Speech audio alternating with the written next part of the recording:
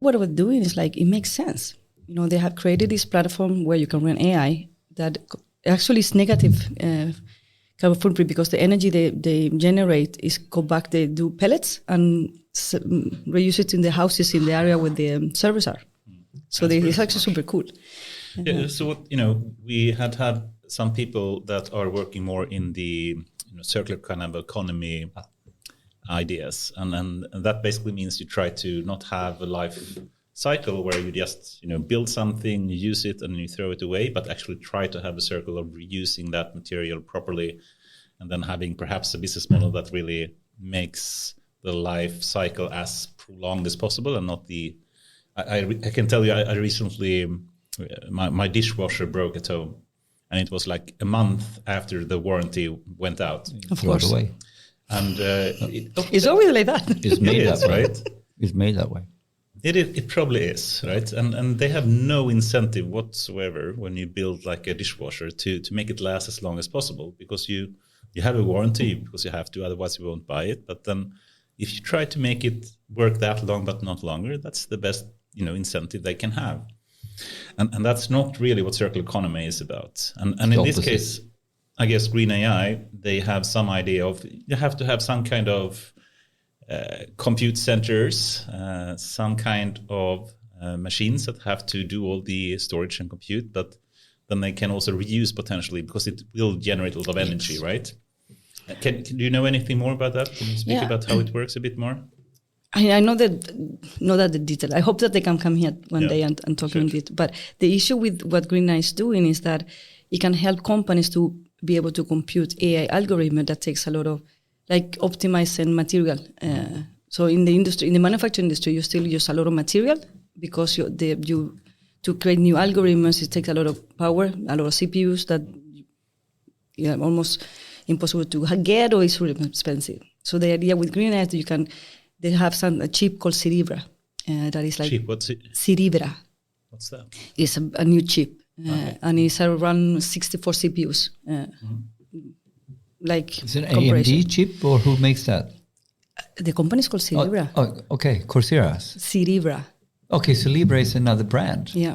Okay, new for me. Yeah, more for me too. Very cool. But anyway, so for us, the company I work in, Nagarro, we are really keen on sustainability. We just start planting trees, actually. Mm-hmm. And for us was like this, and we saw a gap within the manufacturing industry in Sweden. We talk about we are industry in a nation, but we still don't apply AI in the industrial space. Mm-hmm. So we still manufacture. There's not a lot of AI algorithm running how you optimize the amount of material you use. In the States, you see it a lot, but not in Sweden, unfortunately. And how does it work? Green AI is a Swedish company. It's a Swedish startup. Yes. So does it mean also that this becomes a European or Swedish cloud provider, so to speak, as a alternative to the American clouds? Exactly. It's based in Sweden, so it's 100% European. So for any high regulated companies, that makes sense, because it's totally here. So it's actually it's the green value proposition, which is really strong in itself, but then it's also sensitive data proposition of Swedish cloud provider. And speed. Or European. And what do you mean speed? We actually doing a POC today for a client. They have an algorithm running that takes 25 hours to run. And the target is to go under an hour. So basically they have, what do you mean with speed in terms of setting everything up? And when you process the data.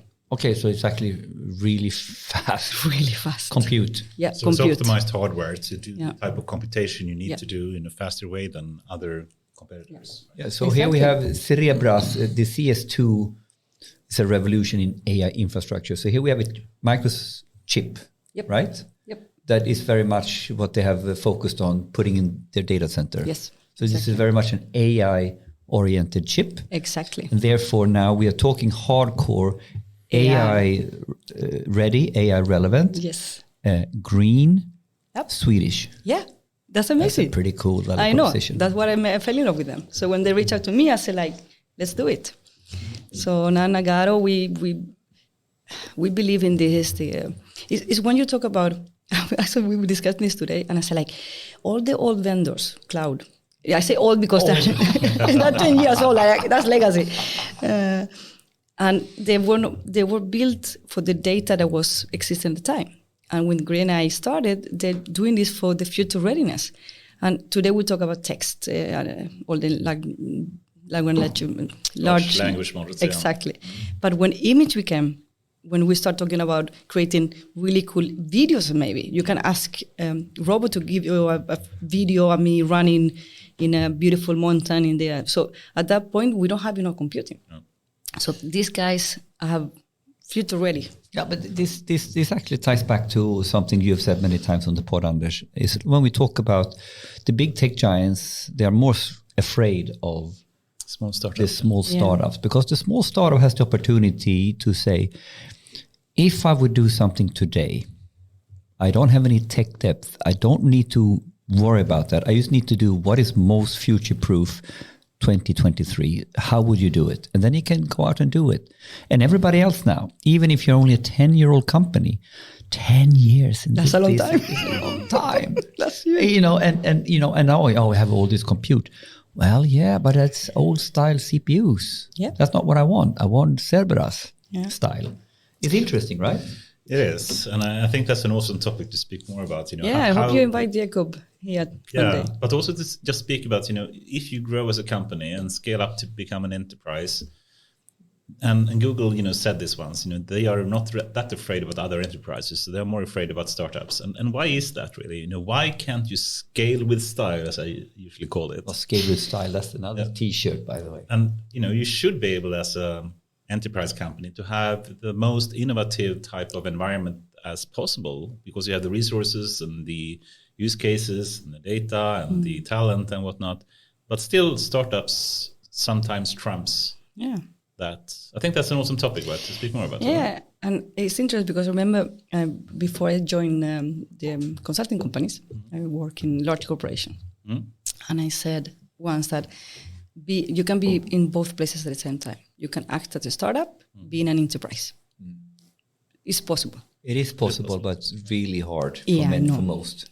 And the issue is where you have that line, because when you do this, the people in the company think, only this cool R&D department is doing the cool stuff. So it will be like boring versus fun. So there's a little bit, and in my experience, the balance is to ensure that you have that focus in the basics, ensure that the basics is ready. At the same time, don't start a little bit with the startup thinking, because I understand in a big enterprise, not every time somebody see a new tool, you can bring it in. It would be a nightmare for IT. Right. So we start about, just how to, the enterprise architect will kill you. Literally, if you come with I have a new tool. So the balance of being, that big machinery that you have to have control the cost. Every tool cost, if it's only for a small department, and people that want to learn, you have your own. And that's a little bit the idea when I joined a consulting company. I thought that's how consulting companies help, where you can be help to accelerate, and then your own employees can catch up, because otherwise you don't have the energy and effort to be in the both places at the same time. But it's not that clear. It's not, and it's hard. When you scale, it's for one the personnel issue, because it's when you grow above a certain number of people, it's harder to just innovate and quickly take action. But also from an infrastructure point of view, as you say, because then you need to have the procedures for how do you do deployment properly, and you need to vet everything towards your existing infrastructure, and how do you still keep to have an innovative environment in that scale. I think that's an awesome topic to speak more about, to keep enterprises still being creative and innovative, right? Yeah, and again, I think it's the enabling of be able to, for example, I remember when I was working in a company, we couldn't get rid of Excel if life was dependent on that. Finance was, they love Excel. At the same time, we were doing a really cool AI algorithm with a neural network to predict how to call somebody, because that data didn't have to be perfect. Right. So we cannot bypass governance, and we did. Yeah. And when we prove the value, then we say, okay, now we have play. Now we need to go into the enterprise level, choose the right tool, ensure that everything is there. So being able to play with a budget. And I think it's a matter of also of money. When you talk about innovation, innovation that costs money. And I think a lot of big enterprise don't, play as long as it doesn't cost. So it's also a little bit, you need to have a strategy where you have that money pinpointed to innovation. And maybe innovation doesn't bring value. And that's a little bit also of the issue with big enterprise, that you are there to, it's not like you need to show that it's a value coming in or out. But this is potentially one of the topics today, if we're going to connect it to both startups but also enterprises failing or succeeding, to dissect the definition and what we mean with innovation. This is actually cliffhanger, hint, trailer.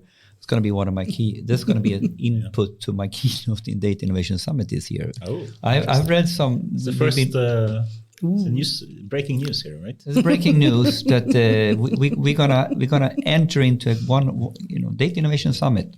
So let's dissect 11th innovation. Of May, right? 11th and 12th of May. Yeah. So, but so there's of course tons of books written on this, and there is people who wrote about this and defined this in the 40s and the 50s. Schumpeter is one. George Moore talked about the crossing the chasm and all that, and there's some interesting definitions that we sort of.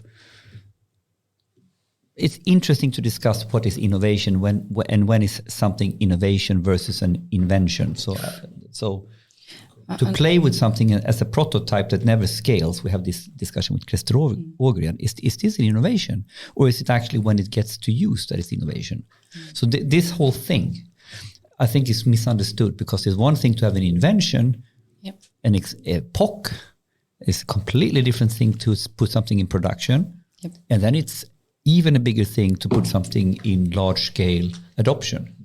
Yeah, and I think it's actually really fun, because yesterday I was in London in another event, and we talk about exactly the same. A lot of companies talk about innovation, but it's not innovation. It's copycat. You just need to look what somebody else is doing, and maybe for your company's innovation, but today it's not a lot of things that somebody else hasn't done yet. Maybe not in your industry, but and I remember we had a client and he said, "Oh, we want to do a proof of concept about it was about text analytics," and I told him that concept is already proven. So you're telling me you need to know if this makes sense in your company. We call it proof of value in Nagarro. It's semantics, but it's actually true. So maybe innovation is like you say, what is innovation and when it's happening? Because in some companies, digitalization is, we send emails now. Yes. Mm-hmm. That's also digitalization. But this is the point. So I've been together with Mikkel Klingvall exploring all the research, finding what are these common definitions of this, to actually go from a quite blurry, hyped word we use to really dissect what it means, because there is a lot of understanding that means invention, you need to do this. But if you understand the truer meaning of innovation as something that scales or is used, that's not the same. This is the tech invention, and this to go from tech invention to innovation, that implies value in use. So innovation is not an innovation until it's used and it's valuable in use. Mm-hmm. Then you need to explore something else. And then Schumpeter, he highlights this invention, innovation, and then he calls it diffusion, which is ultimately scaling into widespread usage, adoption. Yep. So if you look at this curve now, what you do that is invention part, what you do that is finding the economical setup of an innovation that provides value, not only the value for the guys using it, but the value for the people producing it. There's an economical requirement here for something to be sustainable innovation. And then how to scale, how to cross the chasm, right? Diffusion. Very different sets of competencies or capabilities. And now we use the word innovation really broadly. A lot, in a lot of places. But still, just to argue with as well. I love that. if we take ChatGPT, for example, I think it's an interesting example. You know, it was a big breakthrough when you found the big mainstream usage of it. It really like completely disrupted a lot of mainstream people and media and whatnot. But in reality, the innovation at least happened long before that. Actually, let's now use Joseph Schumpeter's definitions of this that was coined in the 1940s, to explore ChatGPT. So he makes the distinction now, what is invention, what is innovation, and what is diffusion. Okay, so the technological invention that ChatGPT rests upon happens way before. Innovation, according to Schumpeter, I'm trying to paraphrase, is to find the economical requirements to implement something to make it, as you know, in a sense, product market fit. So innovation is when you can figure out both value in use for the user, but a sustainable value for the person supplying the invention. So innovation now, tech is the dev part, innovation is the usage part. I'm referring to Schumpeter here.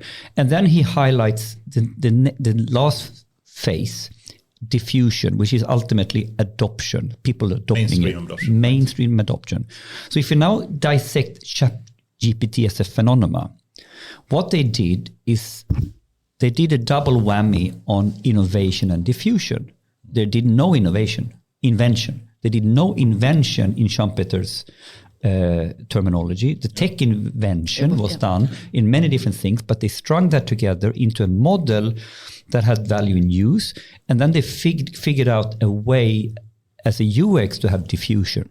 So the simple user interface that means everybody can use it, and the uptake, that's about diffusion.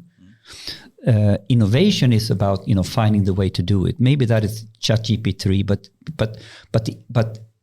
arguing now this is not innovation. According to Schumpeter, correct, it's not innovation. The invention behind is 5 or 10 different inventions strung together. Yeah, but that's normally what happens with any kind of innovation. The point what I'm trying to make here is, as long as we are using these terminologies broadly or loosely, we can have an argument to death about if something is innovation or not. But if you peel the onion and use Schumpeter's definition, what is invention here? What is the economical innovation? And what is diffusion? Then I can make total sense and explain what we can dissect. Where were the inventions that goes into ChatGPT? And then we can take transformers, but that's not enough. You need to go behind the transformer even. You follow the logic? Yeah, it's an awesome example. And it's nice to have names to use. Semantics is super important to... I agree with you. So often when I've talked about things, that's semantics. No, but actually our brains... This is matters. And why does it matter? Because it matters when we as an enterprise trying to now innovate. And if we use a very broad stroke definition, we are ending up focusing on the wrong stuff. Like when we're focusing on the tech, that's the invention part. When we're focusing on how will they use the tech, that is the innovation part. And when we are focusing on how to scale this up in a large enterprise, that's the diffusion part. So innovation now has 3 separate parts with very different work in front of you. How you see it, because that's when we meet a lot of clients, they have a head of innovation. And in my brain is that what innovation should not be headed of one person, have to be like embedded in the company. But that's another topic, I think we should add that, because should you have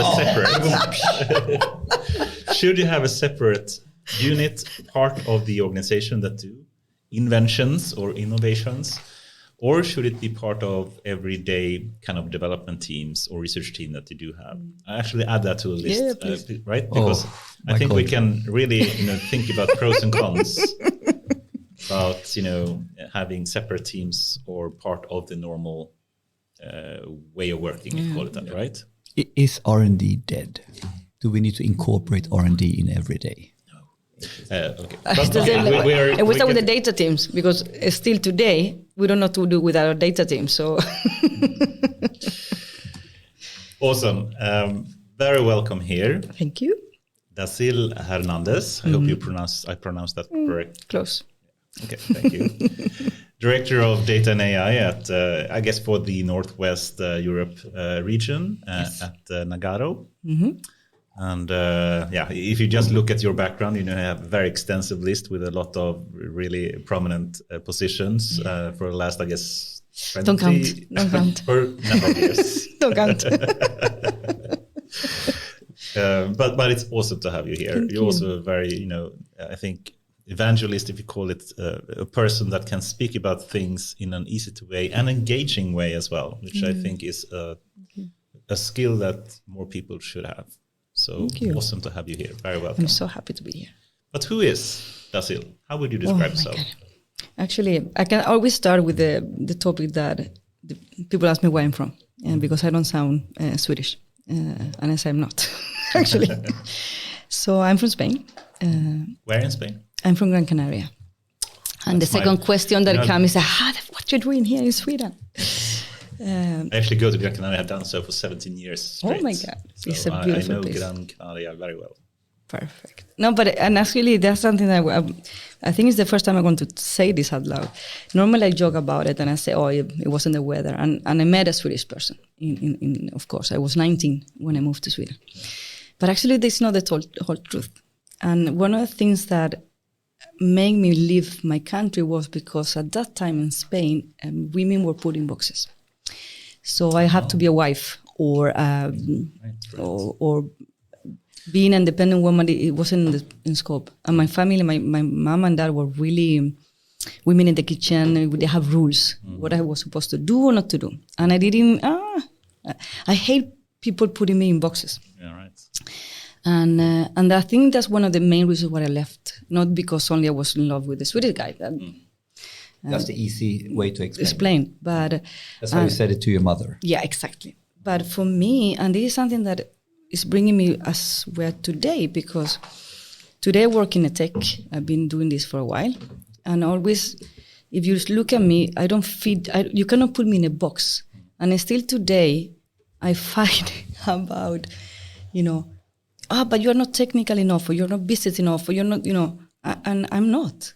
I'm in the middle of so the way I am and how define me is that for me is we should not be putting people in boxes. That's if you love football, you're a free midfielder. Exactly. I don't like football, but I know what you mean.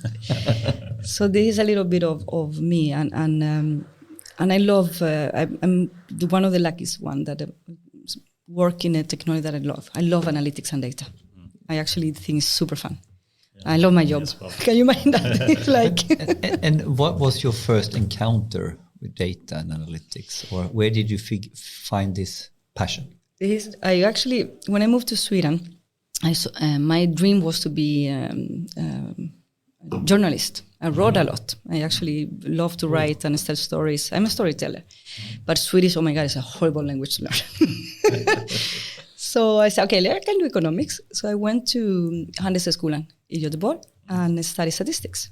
And I fell in love with statistics. It was like, oh my God, you can lie and still people believe you. So that was like... Disraeli, there's lies, damn lies, and statistics. So for me, I started study statistics. I became a statistician. In my time, we didn't data scientists didn't exist, so I'm a statistician. I started work with the analytics and data, and at some point you figure out that shit in, shit out. Yes, or garbage in, garbage out. Yeah, it's a common So phrase. I started working, I think I wrote my first data script at some point where I figured out that we need to rewrite the way the data was coming in. And that's how I actually started learning SQL. And I became a data manager. And people that know me know that I lie in my first job. Everybody knows this because I've told it many times. Yeah. What I like of data analytics is that the kind of insights where I'm an analytical person. Every time I see something, I figure out, why we're doing what we do. For example, it's stupid question. When you go to the petrol station and you see that sausages really rolling around when you're going to buy a hot dog, I wonder, somebody decide how many sausages have to be there for me to want to buy optimize it one. correctly. That's me thinking. I don't think nobody's doing analytically, what is the optimal number of sausages at the same time? So they're not too cold, they're not too warm, they're not overcooked. Exactly. Not too old. So this is my brain. That's how I act. Optimization algorithm for the sausages rolling. So this is how my brain. And for me, when I go to a client, or when I was working in the companies I would work, we were like internal consultants. So I was driving data analytics team from group level to support. And every time they had a problem, for me, it's like, okay, how I can fix this, I remember we had a really funny story. We had an issue that we need to update. Data was coming too slow. And this company or this department told me, we need to have real-time data. That's what they say. You have to be real-time. And I sit there like, what do you do with that data? And they're like, yeah, we need to send a letter, a paper letter. I say, how often you send that to Posten? 3 times a day. So real time is 3 times a day. That's what you're saying. So what you need is to have the data ready before you send it in that batch. Because I work in finance, as everything's batch. So that's the way my brain reacts. When you tell me a problem, I dissect it down in pieces. Like, wait a minute, what is actually the problem that you're talking about? And for me, that's the way data analytics should be doing, focusing in what is that you want to solve and how you're going to do it. And often you get lost in this AI or super fancy. And I had a motto in my old job, keep it simple, keep it real. Of course, we can do neural networks, blah, blah, blah. But it maybe just an if sats. If this, then that. Makes sense. It's Occam's razor, right? So, keep it simple, stupid, or keep it simple and smart, or whatever you want. I said keep it simple, keep it real. Okay. Keep it simple. Keep it simple, we know. Keep it real. What do you mean with that? Be honest. Because often as a data science organization, you want to do fancy things. And you want to do, you have to sound super fancy. And you need to be real to yourself, real to the people you're doing this for. So you have to be, that's for me, real. Yeah, so that's another T-shirt. Keep it simple, keep it real. I can do a lot of T-shirts. I love it. We have been collecting T-shirt quotes for 2.5 years, 3 years. I think it's also interesting that, people are tech-driven in saying you want to have real-time data from people that are not tech people potentially, because they heard the buzzword, and they've seen some of the sales pitches that whatever kind of company say, and we support, stream-based real-time data, and you can build blah blah. And then someone that may not understand the technical details say, we need to have real-time data, but they don't understand the use cases they want to have it for, right? Yeah. And by the way, then the technicality and the cost of doing proper real time versus doing something 3 times a day is quite different. Yes, it is. And every time our CTO went to a conference, we were like, okay, now what? And I remember when she came, I said, we need to have, I heard something called search-driven analytics. That's before GPT, everything. Yeah. It was called search-driven analytics. You just write and you get that data. Like ThoughtWorks. Yes, types, exactly. Their proposition. And I think it makes sense. Let me look at the behind the scenes. We pass PowerPoint. And I look at this, we don't have any metadata in our data. So how the hell are we going to search it if we don't even can log it? So I told the CTO, you know what, super nice, but until our data is ready, we cannot do this. And it's like, and she's like, what do you mean metadata? And we're like, okay. Let's step back a little bit. But from university, what are the major work steps here? You worked in a couple of different large organizations in different roles, right? What do you mean? I mean, so you sort of been skimming fast now that we sort of you were managing a data analytics teams, etc., etc. Where was this? I was working in a company called Intrum. It's one of the largest debt collection. They call it credit services, but they do debt collection and credit services. Yes. Intrum, usually Intrum Justitia. But they left them. They merged. They changed the name, but Intrum Justitia became Intrum. Yes. And I was heading the data analytics team. We had a centralized team with data scientists, and one of the things we did that industry that things have to happen at the right moment. When you don't pay your bill and we need to trigger action on you, we need to take first a rate action. If you don't have any money, there's no point of sending you to bailiff or whatever. So our team was optimizing the process how to ensure that our clients got the money. And it's a matter of timing. Because any action costs money. So my team was, it sounds boring, but it was really exciting because one of the things that I always try to understand is the people we need to help is the balance between helping keep people to pay and ensure that our clients got the money. So it's always this balance. So that's what I was doing we started with one data scientist. We didn't have anything. And in the end, we have 6 people supporting 25 countries. And it was really awesome. It was really cool. And after this was Intrum. What's the next step after Intrum?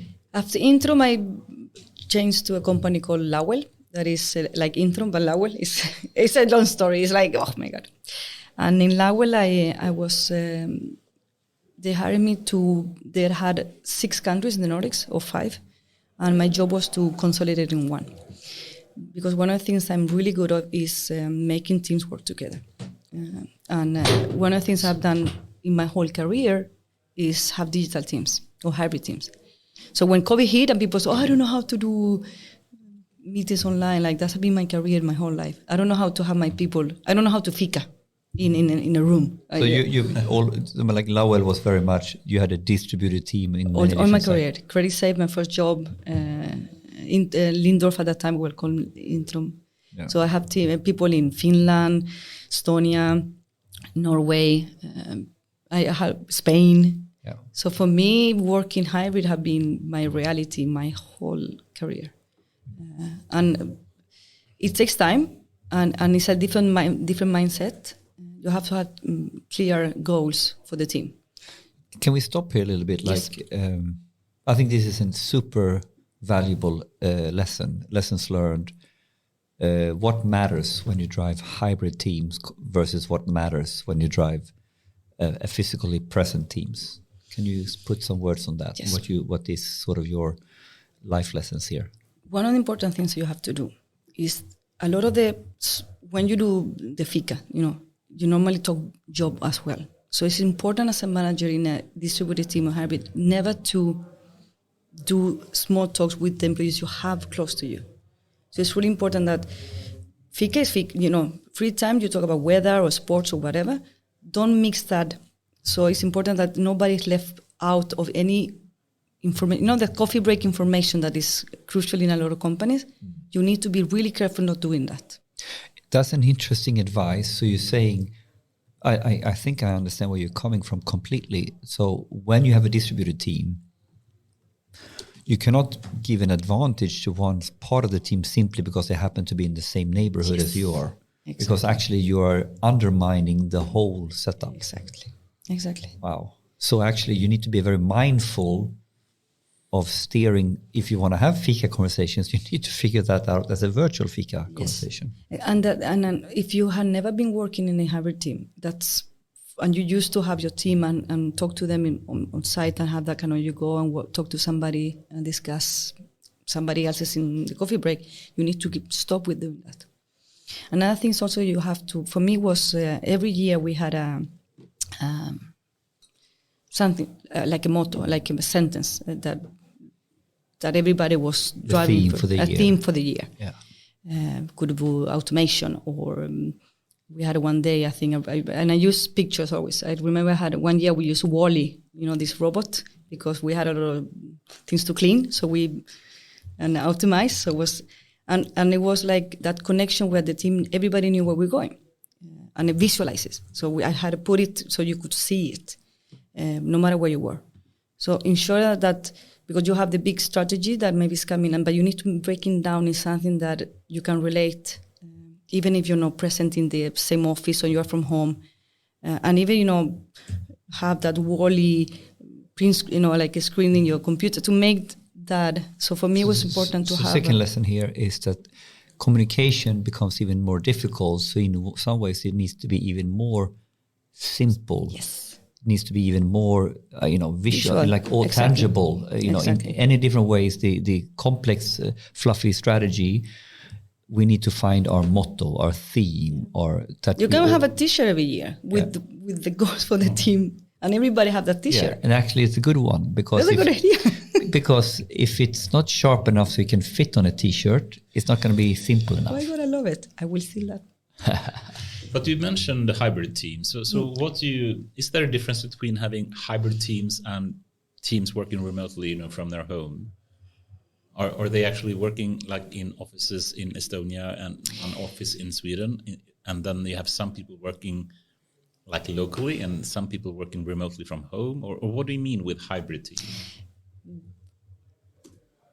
In the beginning, everybody was in offices before COVID hit. I still had a lot of people working from home. We never forced people to go to the... Doesn't make sense. For me, in hybrid team is when you have people that are not from your same culture, not in the same place you are. Because also it's a difficult when you have people from different international or different countries. That's also get even more messy. Challenge, So in a hybrid team is when you don't have everybody on the same place that you are. Like you manage it. And often you have a lot of organizations where everybody is the same. I don't know, people try to hire people that is the same that everybody is there. So you have that kind of, and there's a lot of companies talking about it, diversity inclusion, because that's happening. And being able to be a hybrid approach, you can hire people that maybe you're not so used to have, because you don't need to.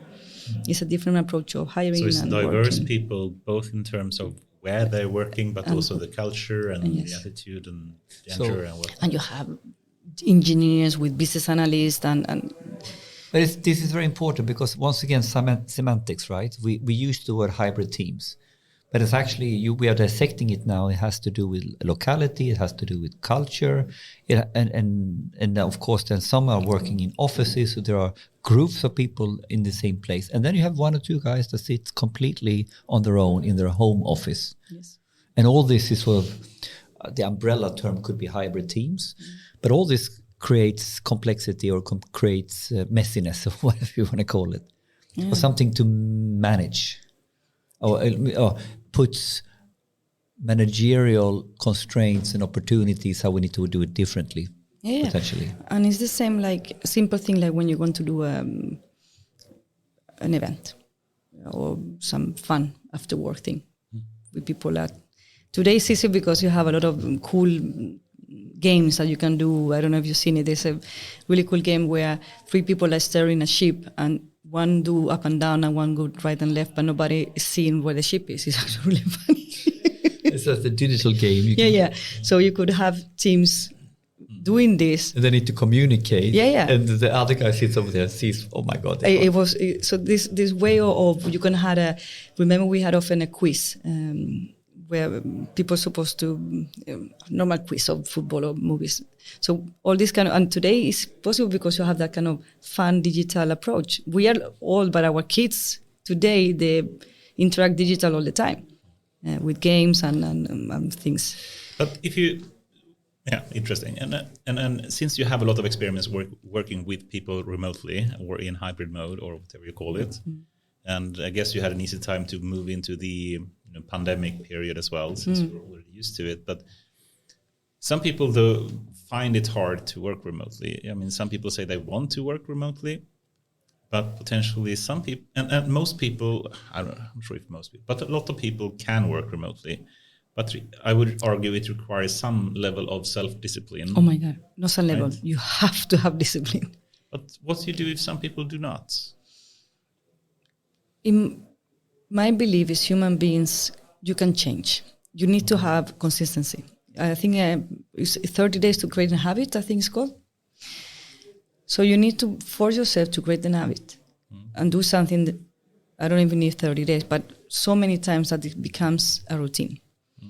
And of course, how people maybe will never adjust, but the routine of you going up, taking the bus, you had to catch the bus and coming home. That's a routine that you do 5 days a week. So you need to create routines to allow you to make the same your brain processes like a experience when yeah. working remotely, so to speak, right? And that's creating routines. And it seems stupid. How do you avoid people? I mean, for some people that are ambitious and they, you know, that they will do that and they will work hard. But some people will simply say, you know, I do what I have and then I watch some TV shows. How can you avoid having people doing that? If you have that kind of people, you will force them to come to the office. Yes, right. No, I'm kidding. Yeah, but it could be. But It could be a solution. but That's a matter of trust, and you don't know. It's the same. We have the same discussion the other day with I'm old, but somebody was more older than me, and he said, "But how do you know they're working?" I said, "How do you know they're working in the office? They can be sitting like this, don't doing anything. How do you know just because you have a physical person in the room that their brain is connected, for real?" But I think this goes down to behavioral change Yep. and personality, and you can take the same question and I can place it in the context of my two oldest boys. So one guy, the oldest, he's 17. He sort of cracked the code. How do you study?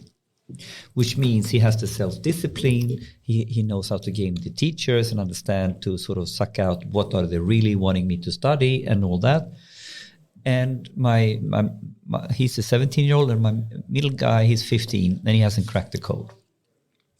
And basically now, this question you're asking now is super, super relevant in this context now. So how do I help him to change his fundamental behavior, to have self-discipline, to study?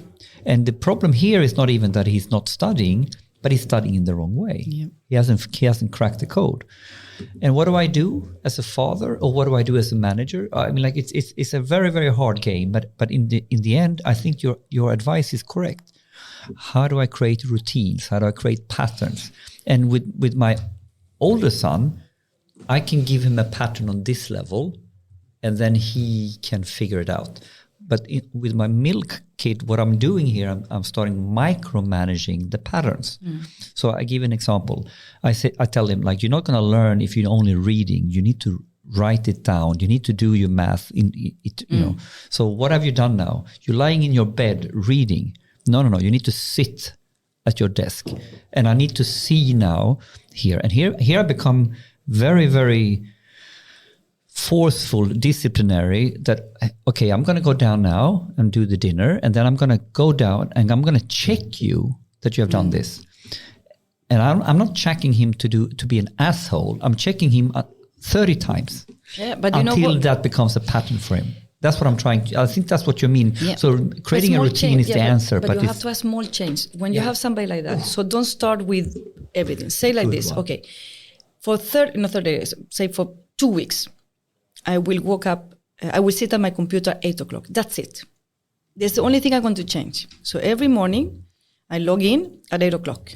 And if I do it for 5 days, 10 days, I can get gamification. We love, that gamification. So if the company doesn't give it, but you can give you a treat. You can agree with yourself, if I'm going to do this, I give you that treat. Because that's how our brains work. You do something good and get reward, like the dogs. There's no different behavior from us, or when you come to teach a dog to do something. Pablo's dog kind of thing. So small routines. If you try to change everything, it will not happen. So when you achieve that, and for your brain is already 8 o'clock, then you take a next challenge. Okay, but I need to be able to do all the emails at 8:15. So that's small targets that you can reach to change the behavior. After a while, I remember when I started 5 years ago, I decided to start with doing yoga in the morning. And for me, it was like, oh my God, it's not happening. So what I started, 5 minutes every day for 30 days. 5 minutes, that's it. I woke up in the morning, I did the 2 series of sun salutation. That's what I did. Now I can do 30 minutes, 40 minutes, depends. And it's like brushing my teeth. I just do it. I don't have to think about it. It's part of my But some people routine. do, or are the type of people that have routines and love that. And, I'm that type of person. I have my morning routines and my work routines and whatnot. But some people may not be. Can you still make them? Everybody has routine. Maybe they call it something different, but human beings, and there's a lot of studies on that, we have a routine. When we eat, maybe the routine can be chaos for you. because you have by the clock. But even people that only eat when they're hungry, that's a routine. That's a routine. But it's interesting now because I think one of the best books on this topic of behavioral change is Atomic Habits.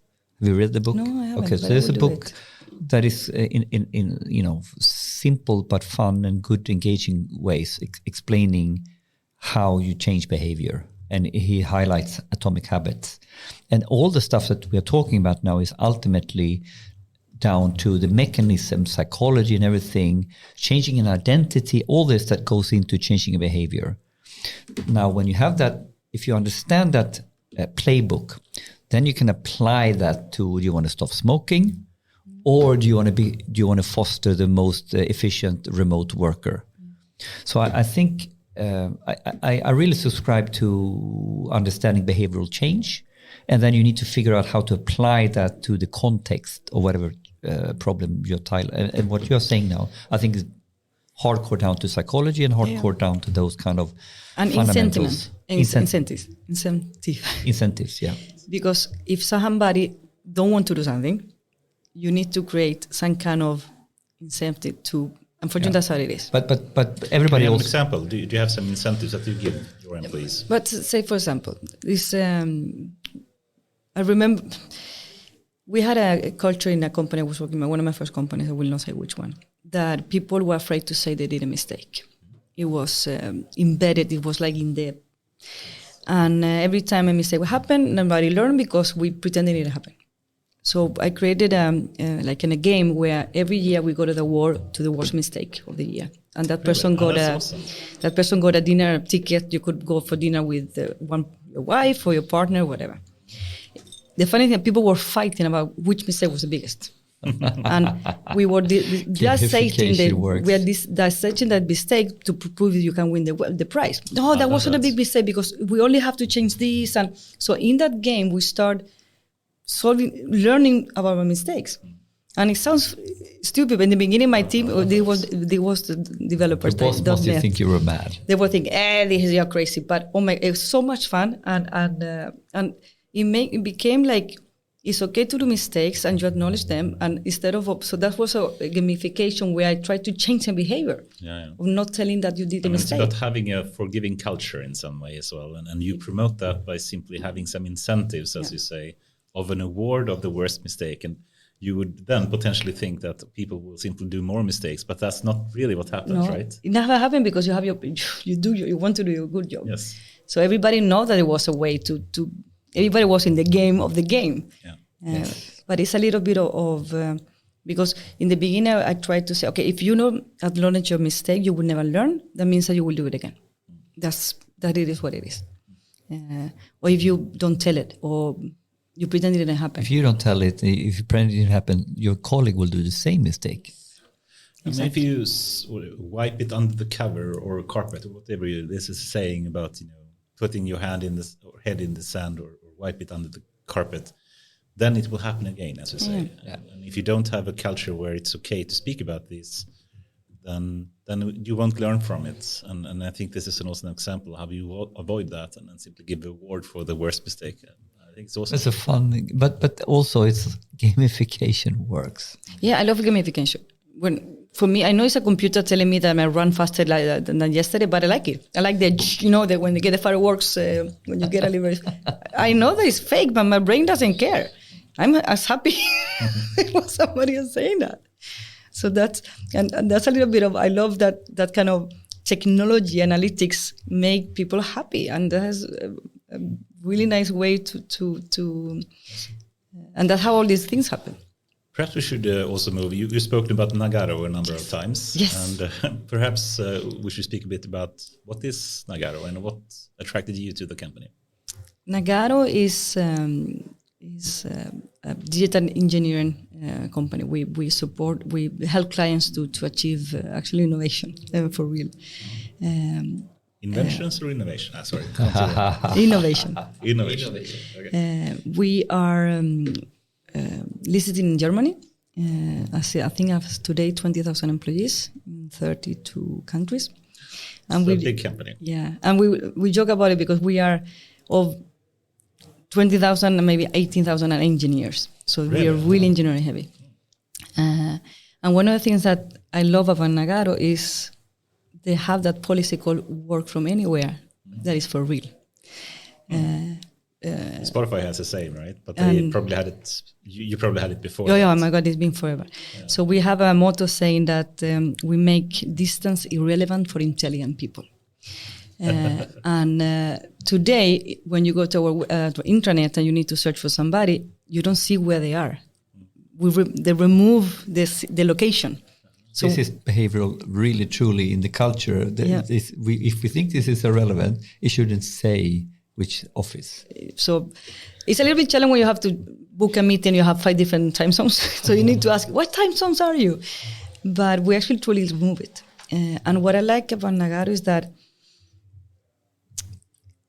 we do things that are, every time I see a solution we have done, I'm like, oh my God, we have done that?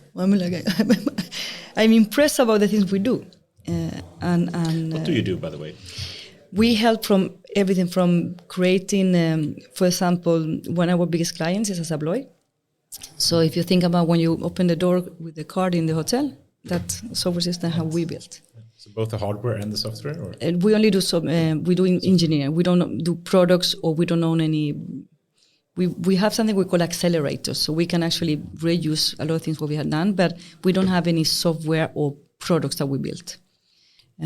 So you just provide the engineering the solution itself. We can start from, say that you have you want to do implement an AI solution to see how much food you throw away in the plane. So we created a solution where you take a picture of the trail, you see how much is more chicken or bread or whatever, and then that information is processed to be able to help to optimize the food waste. For example, and everything from if we need to have the embedded solution, the IoT connection, we do everything from start to the end. So if you take the Sabloy example, which is of course both hardware, like this is the card, is the mechanics of the lock, is the plastic, and then it's the software, blah blah blah. We upload. Are you working on the solution end to end? We bring partners together. So you can orchestrate the end to end chain. Yeah. For example, we talk about supply chain optimization, or now we're doing metaverse for the industry, and so we have created. We have done we call it Inaverse, where actually we want to demo this in the Data Innovation Summit. Oh. So we should come to our booth to see our metaverse solution, where we try to integrate a new technology to help, for example, in the industry when you need to break down an engine and you need to really, go that is maybe an environment that is heavy that you cannot do it for training purposes. Maybe you need to train how to assemble the machine. And you cannot do it in the environment you have to do it, so you can actually use the metaverse to train your brain to do this. Tooling then? That also we have an extra, all the kind of, we call it connected worker. We have an application with Google Glasses that you can, a mechanic can get help from elsewhere to fix something. And how have you organized the business? Do you have different industry verticals, and then you have different technology horizontals? Yes, we have. If you go to the website, you will see we have the automotive, manufacturing space, telecom, BFSI, transport logic, and then we have some horizontals where I work. For example, in data and AI, we support technology horizontals in all the aspects. You are in the data analytics horizontal. Yes, and the funny thing about now is that if you need to fix something, we will fix it because we have knowledge of domain and technological, and if we see a piece that is missing because it's an automotive industry, but we need some in finance because it's a feature that is about payments or something. So we can bring that too. So our projects we bring people from everywhere, and it's actually really fun. And that's something also interesting about Nagarro, that the project, we call it, they are like MDs. The project manager owns the project, call it project CDO. So the CEO. So the project manager owns the resources and the project. And they only measure if the client is happy. So we measure by, if you are under 90, people are upset. if we can. Satisfaction. Yeah. But of course, this is one of the key things when you have a large consultancy. How do you organize the resources in all these different dimensions that are needed in a cross-functional? There are cross-functional problems we're solving now. Everything is cross-functional. Yeah. So how does it work in practice? If you find it. Give us an example. If you have a potential new clients, how do you get sort of organized? How does that work? Well, normally if we say that it's a domain-specific client that is from the automotive space, and we start talking about, we have some senior level people. I come up with my knowledge on data and AI, and then we bring somebody that knows an engineer from manufacturer, from automotive space.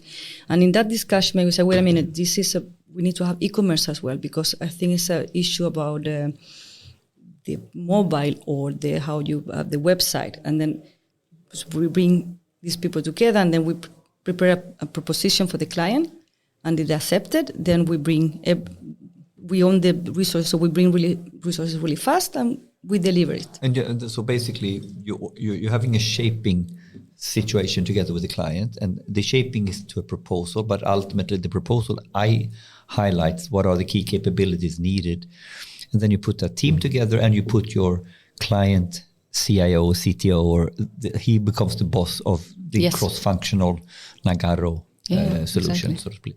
So you combine it with people from the client as well? Of course, we always do it doesn't make sense to go, and there's not a lot of companies that give you a project and go yourself, and we talk about 6 months. How do you think about having these kind of cross-functional teams and the competences you need, though? Some people likes to have people that have rather broad roles that take on, I am a back-end engineer and I do all in back-end engineering. Or some people are going super specific and I only do .NET or Java or Python engineering and whatnot. And do you have any thoughts about, how people should be able to take on projects that have either rather broad, different tech stacks or competences, or do you want to have narrow people? This is a good question. And in my head, it's a little bit of, in some part of a transformation, you need experts in that narrow thinking because it's really specific. And it's a little bit, I always compare like when you say you're going to build a house and you need to have somebody that's drawing the house, so you're an architect, you will draw the house. But that guy is not the same guy that actually go and build the house or do the plumbing or do the carpenter or the electricity. So you don't want to have a plumber doing your cables. So in some industries, in some areas maybe you can combine some skills, but in my head, in tech, different things have different skills and different knowledge that you need to know. So of course you can have data engineers that are really good in other areas or that have been a little bit outside, but I don't believe in the / professions. In my head is you should have the right skill for the right moment. If you need a senior in the beginning, then you can transfer to a more maybe medium person because the complexity is less. So in my head, when I start working in a consulting company, I think that's what companies want. That kind of agile flexibility. We will solve problem X, and then we will bring the people that we need at the moment, and that will be handled by the consulting company. But a lot of clients they want to have that superhuman being that can do everything. You even wrote an article on this. Yeah, I know. I do it because I was so surprised. But what was that? The point of the article is that we get attached to the relationship of one person. So instead of allowing the full muscle of the consultancy and playing with the experts in the right way, orchestrating the experts. Oh no, I like Kalle, and Kalle should be full time with us. And by the way, he should be in our office. And he should be able to do that. And now Kalle needs to do things he has never done before. Exactly. Because he knows us. And that's Do you think that's the major? So your article is more or less a little bit like putting the finger on this and a little bit surprised. Yeah, it was like this. This is what the clients want. What? Do you want this? Yeah. And this, you see sometimes description that is like, you don't find that kind of people. They doesn't exist. Maybe you can have a plumber that is electrician and also an architect. But so for me, why in some industries you never do that, but in tech, just because you know SQL doesn't mean that you know other languages. But still, there are, you can be too generalist type of people, and I think a lot of companies, as you say, are, and hire people for that, or try to hire people for that. But you can also, I would argue, be too specialists and perhaps only work with a very, very specific thing. And then, but you have a lot of specialists. Then together, you need teams. Teams create. It's not only Kali that can do everything. For example, one of the things that I created in my head when I started working in analytics, that moment where it's only Kali that knows how this works. That script that is running, that is fetching all the data, so complicated, if and answer. So it's only him that knows. And for me, that's making sense. So democratizing of data freedom, where you build it in a way that anybody can go in and you can pass it to somebody else that know that piece, because it's easy to do. But okay, is this how to think about this? Question. Do we need to think in one way about this? If I imagine we are a startup or a small company where we only have resources to solve it with 3 or 4 or 5 guys, i.e. we need to kind of be more full stack, we need to be more superhuman, versus when you have the Nagarro or when you have the enterprise where you can start specializing. Yeah. So isn't this also a little bit like... Question mark, isn't how do you need to think about this when you're smaller or in some phase versus when you are in a more mature or large scale? Of course. I mean, there are these super amazing people that know a lot of things, but more likely they will have their own startup company and doing their own things. But for me, be able to have companies like Nagarro to help organizations to accelerate and make that complexity easy. And it's often, for us, it's super important that when we talk to a client, we talk about the value proposition. What is that you want to achieve with this change? And a little bit the how to, let us, the expert, to do it. Trust your Nagarro, whoever, another company. When you come in with a consulting, trust them. And they are the experts. Let them, come and help you instead of going directed to, I want to have real-time data because that's what I heard. And Nagarro is a company that, one of the things I love about Nagarro, that we actually question our clients a lot. I've been in meetings where we almost say to the client, you're wrong. That's not what you want. And it's actually really refreshing to see that we can actually do it. And say, never, you... How do you think about this, Anders, in terms of... I think Carl Tomea was onto this. We talked about how do you do it when you are a very small team versus when you have come some way. And, he said, when I started with only 2 or 3 guys or girls, do we need to solve both data engineering and MLOps and sort of thing. And then when you get more mature, you can start specializing. What is your take on this? I mean, I think what you said is really interesting, and I agree. But I think there is a balance. I think you can go too far on specialization as well. I think as a startup, of course, you need to be more of I work where it's needed kind of attitude. And as you scale, you can be increasingly specialized. That's a luxury you can afford when you have a certain scale. And that makes you more efficient potentially. But then a question becomes, if you're super specialized, and it would be fun to hear, what level you are on. If some client of yours asks for, I want to have a data engineer that works with this type of Snowflake kind of system or Databricks system, do you have different people for that? Or do you have, there is some kind of limit where you say, a data engineer that knows this, it's working with batch data and he's specialized in that. Or it could be batch data when working with Python, working with Databricks and working with Spark and only that and nothing else. I mean, there's always a level of, right? For some of our data engineers, you have engineers that know a lot of tools. It's just tools or methods. So you can have somebody that have been around for a while and have tried different methods, and a lot of the things are the same. So in that, when you talk about data engineers or tools, it depends how much you have the time to try new tools and actually make sense of the tools. That's. But say, for example, if when you're going to if you go to a really nice restaurant, in the kitchen, the chef, master chef, is not peeling the potatoes. That's somebody else. And the guy doing the dessert is not doing the main course, because that will make things slow. So at some point, when you have to scale and work, you need to have kind of specialization. And maybe it sounds really shallow comparing this, but this is a little bit how you are able to make the right people doing the right things at the right moment in that process of when you're going to do something. And if you're lucky that you have that data engineer can do both, put it there, but it doesn't make it faster if you have the same person doing this and that.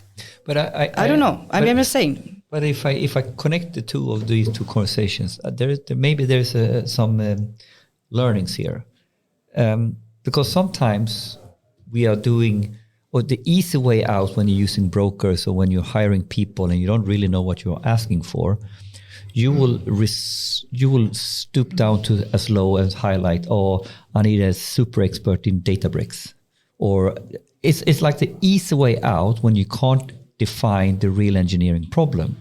So if you really think about it, what you're talking about is like the difference. Like, I need a hardcore engineer that needs streaming or knows streaming, or I know batch, or I know this type of data problem. You know what? I rather have Lalle, who knows this so well, and I don't care if it's GCP, Azure, or AWS, because if we can define the problem in the right way, of course, Lalle as a data engineer is not the same guy as maybe called to me as a machine learning ops guy, because the problem we have now is that when we're using the tooling as the easy way out to explain what we need, I think that becomes a ridiculous, you need to have, someone else for 15 years experience in Snowflake. Doesn't exist.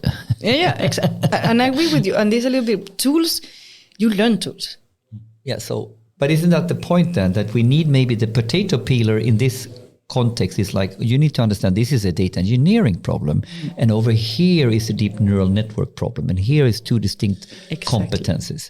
Then if it's PyTorch or Spice, blah, blah, blah. Scala or whatever. Scala, whatever.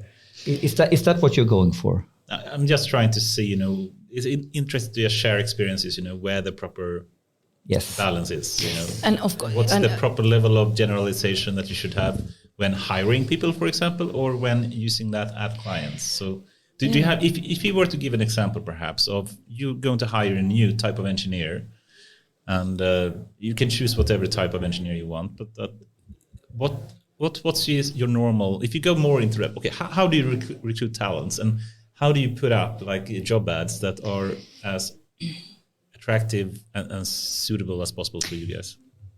We're not there yet in Nagarro. We will change the way we do that. But before, I can give you an example. Okay. When I was working in Intrum, we want to have a BI, a Power BI developer. Mm-hmm. That's in theory what we said we want to have. Yeah. The ad never said that. So what we did, we created a really fun ad where we said like, if you like data more than ice cream, don't apply to our job, because we're looking for people. So the whole ad was, remember, if you like our old ad, don't apply this time. So the whole job description was like a Venn diagram, which call it the data artist, the magician of mathematics. It was like 3 fancy words, and you. If you're there, apply to us. I never said Power BI. I never said. And why we did this, because I want to have a number of women applying. And for once, we had there were more women applying than men. Oh, so also this is a point, like the way you talk or explain it also attracts different sexes here. Yeah. So at that point, we found that amazing Power BI developer, but I never asked for a Power BI developer. Today, still, and we are learning, and Nagarro I hope we will change. But if you say to our ads, we have that tool, experience, skills. tech skills. And because that's the way our own clients ask for people or skills. If you go to staff augmentation, they will have a list of requirements, like you say, 20 years in Snowflake, but they never say this is the issue we need to solve. We have a streaming data problem, or we're going to migrate from on-prem, and we only have 6 months to do this, or we have a small budget, so we need to have a super senior that can do this really fast, or we have all the time in the world. So you don't see that kind of. So often, when I recruit my first data scientist, and that's a mistake I did, and that's lessons learned from when you meet. I hired a person that I really want to have, but wasn't the person I really needed, because I didn't have enough. My data still was really crappy. So my data scientist was frustrated because it was just cleaning data and fighting with IT to get that. We didn't even have a test environment to run our own algorithm. So that frustration my data scientist had for a year, that was on me. Because hire who you need at the moment you are. And it's also a bit annoying, I must say, if you hire people that perhaps are a bit more junior and come from university, and they have courses and education that is so focused on, for example, the hottest type of ML, machine learning algorithms, and then they come to a company and see, there is a lot of noisy data here. We need to build some environment. We need to have some kind of automated build process and have DevOps in place, and all these kind of things that actually do not teach in education. And for me, at least, it's a bit frustrating, right? Yeah. And at that point, I had a budget for one person to hire. Now, lessons learned, I will hire a data engineer, not a data scientist. Yes. Even my goal was to create AI or start doing machine learning. But at the point in time, the data engineer was the most useful skill right there, right then. Exactly. But I spent it in the data scientist. I was super upset for so long time. I'm frustrated. So became a data engineer, by the way, because he had to do all that by himself. So, do you have a good way to describe the differences between a data engineer and a data scientist? In my head, yes. But maybe I'm totally incorrect. It will be like... Please try it. I can rewind later if you want. For me, a data scientist should be focused in making data live, like make it something had happened with that data. So data scientist's job is to create value of that data. A data engineer, in my head, is the one responsible to make that data be accessible for the data scientist, that is quality ensures, that is good, and that makes and is there. So for me, it's clear. A data engineer's job is not to create value of data. The data engineer should ensure that it's enabling that data to become information and then blah, blah, blah, insights. That's for me clear. I'm not expecting a data engineer to understand what particular data is saying. I would phrase it differently, but I understand your... maybe simplifying, but for me, it's clear. Yeah. No, but for me, I think it's interesting to just think about engineering versus science in general to start with. And for me, at least, engineering, it is similar to what you said, but the value thing I did react to when you said that. And for me, an engineer is actually someone that have the purpose to build a product. And the product is something that creates value for some user. So I think for any type of engineer, purpose for their work is to build some product. And the product can be some data pipeline or something that is related to the data itself. And then it's more a data type of engineer, or it can be a front end or back end, or it can be so many different things. But the goal for an engineer is to build products that becomes of value for some user. And for a scientist, I would argue potentially it's the purpose is different. The purpose is to build knowledge. So then the knowledge then is necessary to know how to do something, perhaps to build a product. So the science is necessary to build a product, but it's not the purpose of a data scientist. So that's the potential difference. But but you think engineering term like engineers, yes. But the data engineer. Sorry, my ear is hurting. Oh. Yeah, is and again, all these professions, data scientists, when was coming? I think it was Gartner that started with the data scientist as a job. When did it start? When did we had this question before? Like, when did terminology data scientist first emerge? At least 10 years ago, right? So but it was like a growing, long-term. Yeah, because the interesting thing, we've been software engineers and we've been all that. And is the terminology data engineer older or younger than software engineer? Must be younger, right? I think so. I think now you have somebody calling analytics engineer. And you then heard MLOps engineer. So AI engineer. And in data decision scientists. Yes. They're not even data scientists anymore. So what do you think about this? Do you think, because this is another discussion we had on the podcast a bit before, there is a potential increased specialization in job roles? Doesn't matter. But I think what you're saying is really true, because we are seeing like a proliferation or an increase in number of different specialized roles being there. You could be a data evangelist, or you can be a data... Sorry, do you find it? 62 and then 85. I mean, like data analysis, and then... But that's not data... But I remember, I think... it's not the data scientist. I think I remember, I was in Gartner... In 1985, a lecture given by Chinese academics in Beijing, this guy uses the first term. Yeah, but okay, when it became mainstream, we're talking that's 2000. More interesting, That is not interesting. No, because I remember I was in a Gartner event in London a long time ago, where just introduced the data scientists and the citizen data scientists. Yes. Remember? Citizen data scientists in Gartner. They did that differentiation about, I still don't get it. And they still cannot explain it. I still don't get it. So who is that the person? What is doing that? But do you think it's a good thing that we have now like so many? I mean, we are potentially seeing an increased proliferation of these kind of roles related to engineering or data science in different ways. For me, I mean, it's a clear trend. Would you agree to start? Yeah. And do you think it's good, or do you think it's gone too far already, or do you a good question, because all these new roles create this.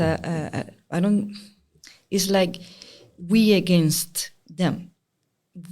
You put people in boxes. Back to the boxing thing. What is and every time you have that kind of role that narrows, because every new role is smaller and smaller. Yes. It means that if you don't have a clear handover of this, when you pass, it will be super difficult to manage.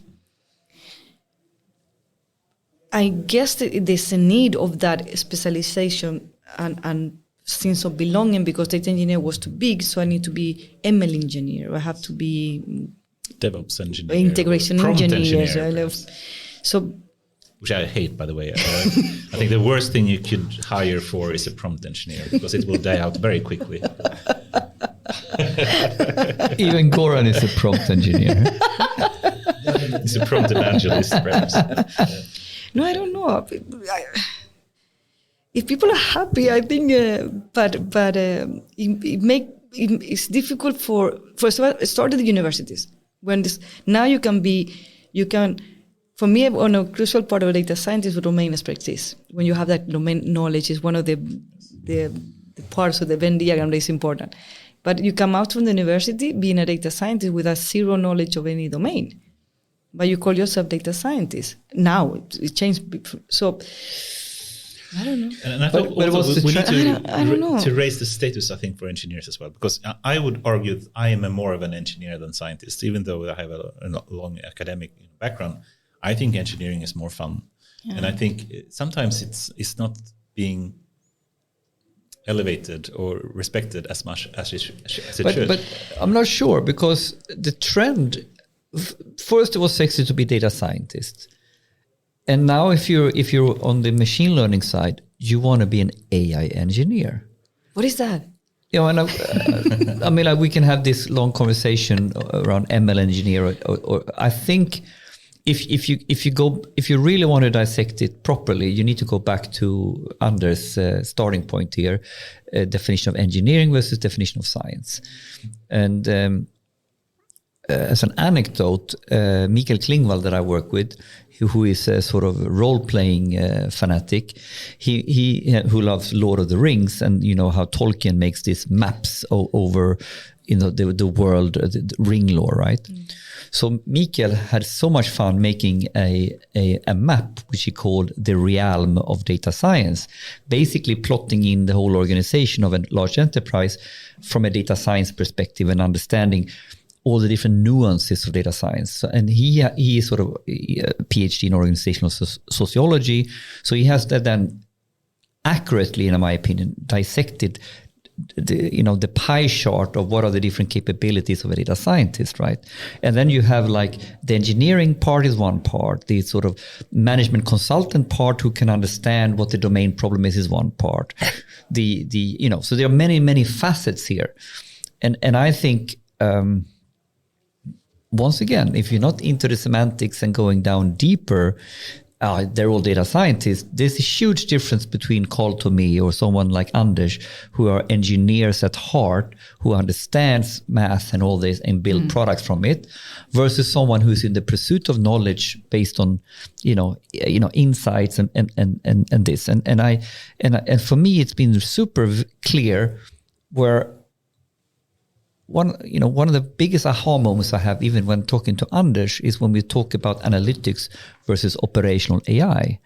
In the simple term that, are you here to use algorithms as part of a product? You know, you're building something where you're actually creating a product, a recommender system in Spotify, whatever. Or are we here coming from the strand of BI, and we are creating insights, and we have we have forward-looking insights and prediction, but our end game is to provide an insight, knowledge, right? So I hire a data scientist to dig into the data in order to present insight to the board. You know, if you want to put that in production and make that into a product, there's a hugely different game here. Yes. So for me, this is this design, engineering versus for products versus insights for insights, and within this whole scope now, this becomes really, imagine how confusing this is for someone who's trying to hire these roles, who is not into this game. It must be impossible. It's super. And for me, I have both hired data engineers and data scientists, and I have been always at balance, because I learned the hard way what is actually what I need. And I remember when we're supposed to introduce the ML engineering concept, of who can be that. We have data engineers, we're data scientists, and now out of the blue we have our clients are asking for ML ops engineers. Who are they? So you need to map. Okay, is this in which box where I put you now? But I think it's very interesting, because I can in my head make a distinction between Carl Tomé as an AI machine learning engineer and Mikael Klingvall as a data scientist, who can never be, he's definitely not an engineer in any sense, but he can clearly qualify as a data scientist. If you look now at the whole pie chart of different capabilities, he's strong over here, but he doesn't have these skills. Yeah, no. I look at myself. I always joke of engineers are binary people. They are like black, one and zeros. I was married to one, so I was like, oh, he's an engineer. That's the way he thinks. So I think people that engineers have, when you choose that profession, is because you're wired in one way. And that's the beauty, and I respect. I think it's a message. I think I'm a frustrated engineer. In the past, maybe I will be this. But for me, it's more of what am I going to do with this? And I like analytics because I can find pattern or things to, more of the why. For you, it's like black and white. For me, it's like all the colors that can be in the palette. And everything can happen. Are we in the pursuit of knowledge, or are we in the pursuit of building a product? I come back to your simple argument. Then analysts that have the pursuit of insights, potentially. I think that's a good... That's a product. It's a proper role, right? But it's not the product builder necessarily. I see the time is flying away a bit, and we have a favorite topic that we should move into. if that's okay. I would like to add a topic as well. A dear topic that me and Dacil have been discussing is how we can get data scientists to be better salespeople. Oh my God, that's true. Okay, let's go there. Let's go there. Okay, so first of all, give us the background and context. How can we make data scientists into better salespeople? What's the background for this? And I would like to know, how can we make salespeople better data scientists? But that's let's start hard. with you. That is easy. That is the easy part. No, everything started because I reached out to Gordon and said, like, we have a lot of our consultants people look at salespeople like there's something bad.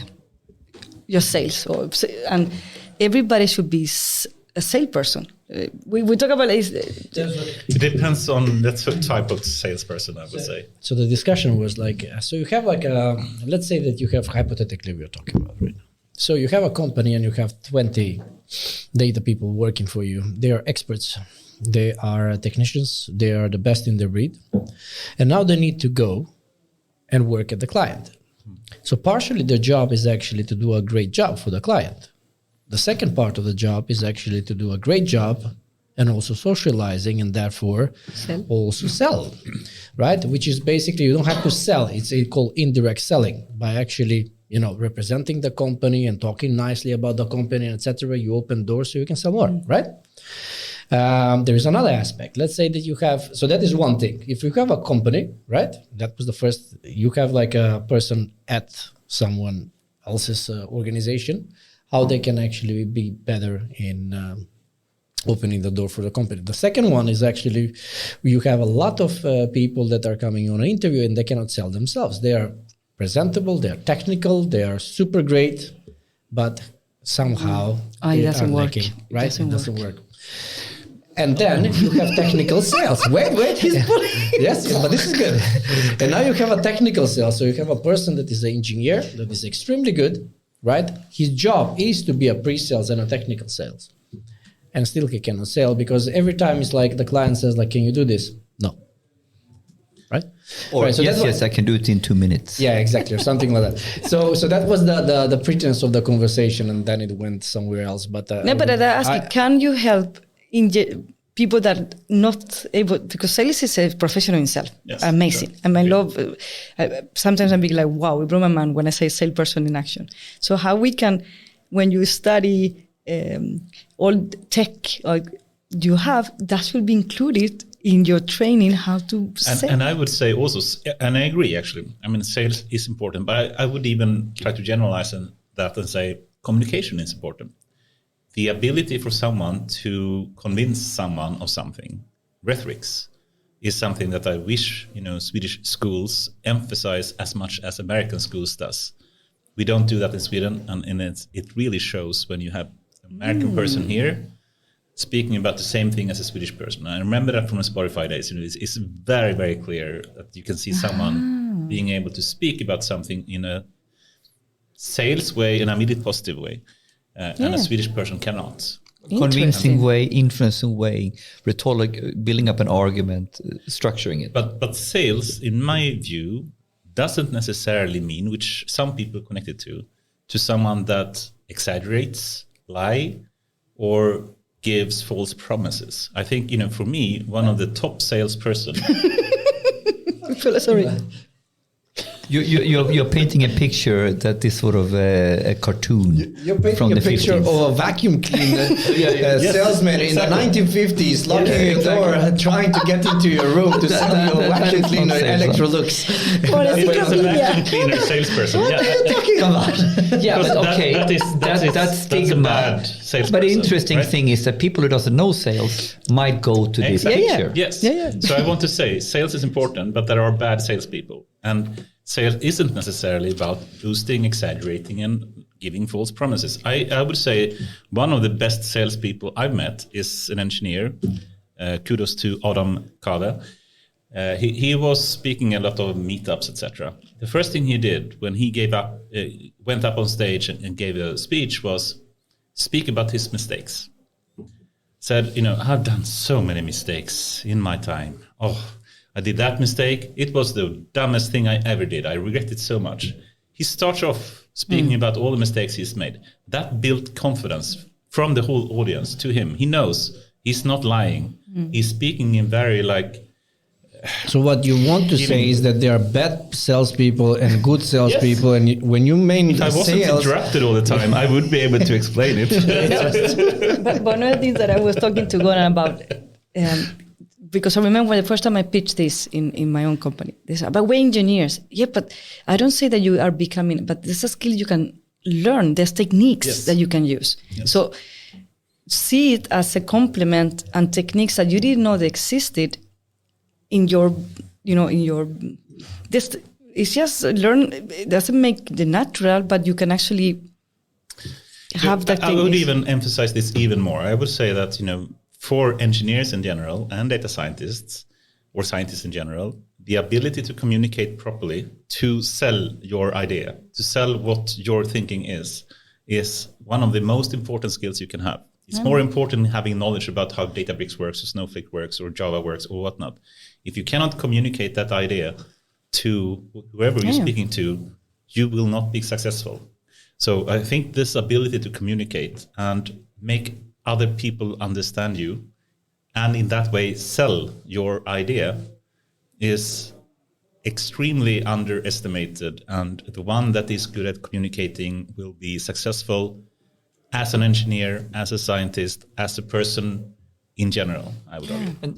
And could we argue that maybe we have some of those skills being taught in some types of classes when you become when you go to take more management classes or something like that? But if I go to the hardcore scientific type education and the hardcore engineering type education, they have not really put an emphasis here at all. Agreed. Because I think even in Sweden, if you take some management classes or marketing classes, you will learn about some of these techniques, but not in the fields that we are now referring to that are hardcore engineering fields. That's the argument here, right? Yes. And that's, like you said, it's back to school. Yes. How you have to. I remember I was I was in Denmark a few years back in something called Singularity University. I don't know you heard. I was part of the management team that went there to learn about innovation. And one of the exercises we have to do, we took a topic. And the topic that I had was if AI can take over, be a board director in a company. And I have to argue against that. And I believe that I'm pretty sure an AI can do that. So I have to learn how to argue against my own. To steelman the argument. Steelman the argument, yeah. Mm-hmm. And it was really enlightening to see that actually it's doable. It's doable. I can actually get against myself. Yeah. And it was really fun to. And I said that's a skill that anybody can master. So bottom line, back to school and educate themselves on rhetorical techniques or problem-solving techniques. I mean, I have another angle on this. As an engineer, I mean, you're talking to a guy now who working at ProSales, who was a sales management consulting company before, old back in the time. So I've had a lot of experience with sales, and the sort of the old school picture of sales, the one you're highlighting. This is very simple sales. This is very simple product sales where you try to convince someone of something you don't do. As soon as you move into more complex sales, which is actually the value of the product is not in the product itself, but it's how it's used and integrated. Like if you sell a complex ERP system or whatever, that is a highly high risk type deal, that is a completely different consultative approach, right? Now, what you can learn here is that one of the best sales you can do is actually, if you don't have your a sales hat on, or if it doesn't say sales on your business card, but it says engineer. And the only thing you need to do is basically identify problems, articulate why they are a problem, and proactively come with ideas of how you solve those problems in a good way. This is the most beautiful sale you can do. Because so the customer will love you, and the only difference is like you have a frame of what you're supposed to do in your consultant gig. If you in your consulting gig realizes that there are 5 different things blocking me here, that ultimately if you solve those, this will work better. But by the way, if you solve them, I can sell you 5 more consultants. So this kind of problem-solving engagement, I think, for engineers is much closer to heart of solving problems. But what they need is, back to Anders, communicate their ideas and why these are important, and maybe a hunch of proactiveness. I mean, like sometimes the engineers is focused on solving the problem they got instead of seeing the outside picture here. I mean, like that's so common. So there are some very simple things here: communication, identifying the problems around you out of your, and then proactively communicate and suggest. Communication in a context, because you can communicate, but the aim of game is that you need to, as a consulting engineer, to sell your company, and so. But sell in a good way, right? Yeah, so that's and when I ask God, I'm going to say, of course, we can help them. But this is not sales necessarily. I mean, but it's not a sales. So we are over. Use that word. Yeah, I don't think it's the right word, because so the idea was here. So, and I have a outsourcing company, right? So you have like let's say that I now have found 5 great candidates that I know that are awesome for this client. So I'm presenting those 5, and he's having an interview with them. They're technicians. None of them is getting selected. Why? Because they have lack of rhetorics, lack of communication, lack of selling themselves. Relationship, socializing, and all of this other intelligence that you have around it.